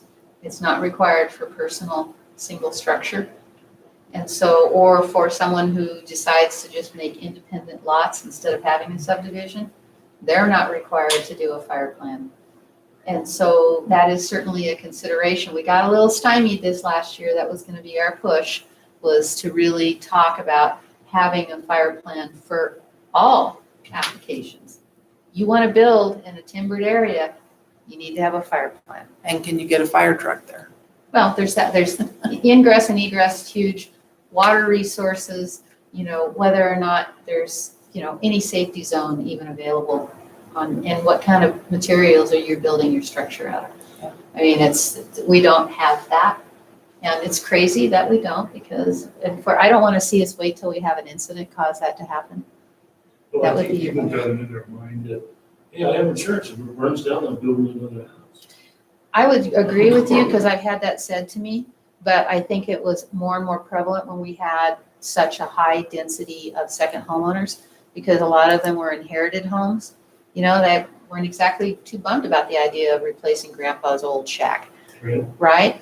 But I think that dynamic is going to change a little bit the more remote working that we have because I think some of that's going to stick and it's not going to go back. We're not going to see that. We're going to see a higher density of full-time residents here. Yes, we are. And I think that they're going to be in structures where they won't have maybe loose memorabilia. They'll have their primary ownership of goods will be in that house. And I think that changes your thinking a little bit about how loss would affect you in terms of a fire. Right. So I see that kind of coming as a little bit of leverage as we move forward. So, things are changing here and I think we're gonna see dynamics of where there's gonna be a lot of retired folks living up. Are we supposed to be meeting at the jail? I'm Yeah. sorry, but we're. I know, I hate we're to supposed keep you be from doing going a to jail. A jail inspection. And just real quick, I'll let you guys know, I am meeting with her tomorrow morning. I've hired someone to take over the administrative part of the contract. Thanks. She's a landowner in Forest Trails. She spoke to me about it, she's a retired mortgage processor, loan processor. And I thought, you know what? She's excited. She loves Firewise. She wants to be a part of it. And I thought, what a great deal to have her interest in it, and it'll take, then I can start I need to be talking to landowners, not doing, computer work. Okay, so I'm going to recess this. Thanks, guys. Thank you. Yes. Sorry, we're supposed to be meeting some. No, like I said, I don't wanna keep you from going to Back there at jail. 1 o'clock. That's awesome. We need to get over to the jail. And Doug is one of those next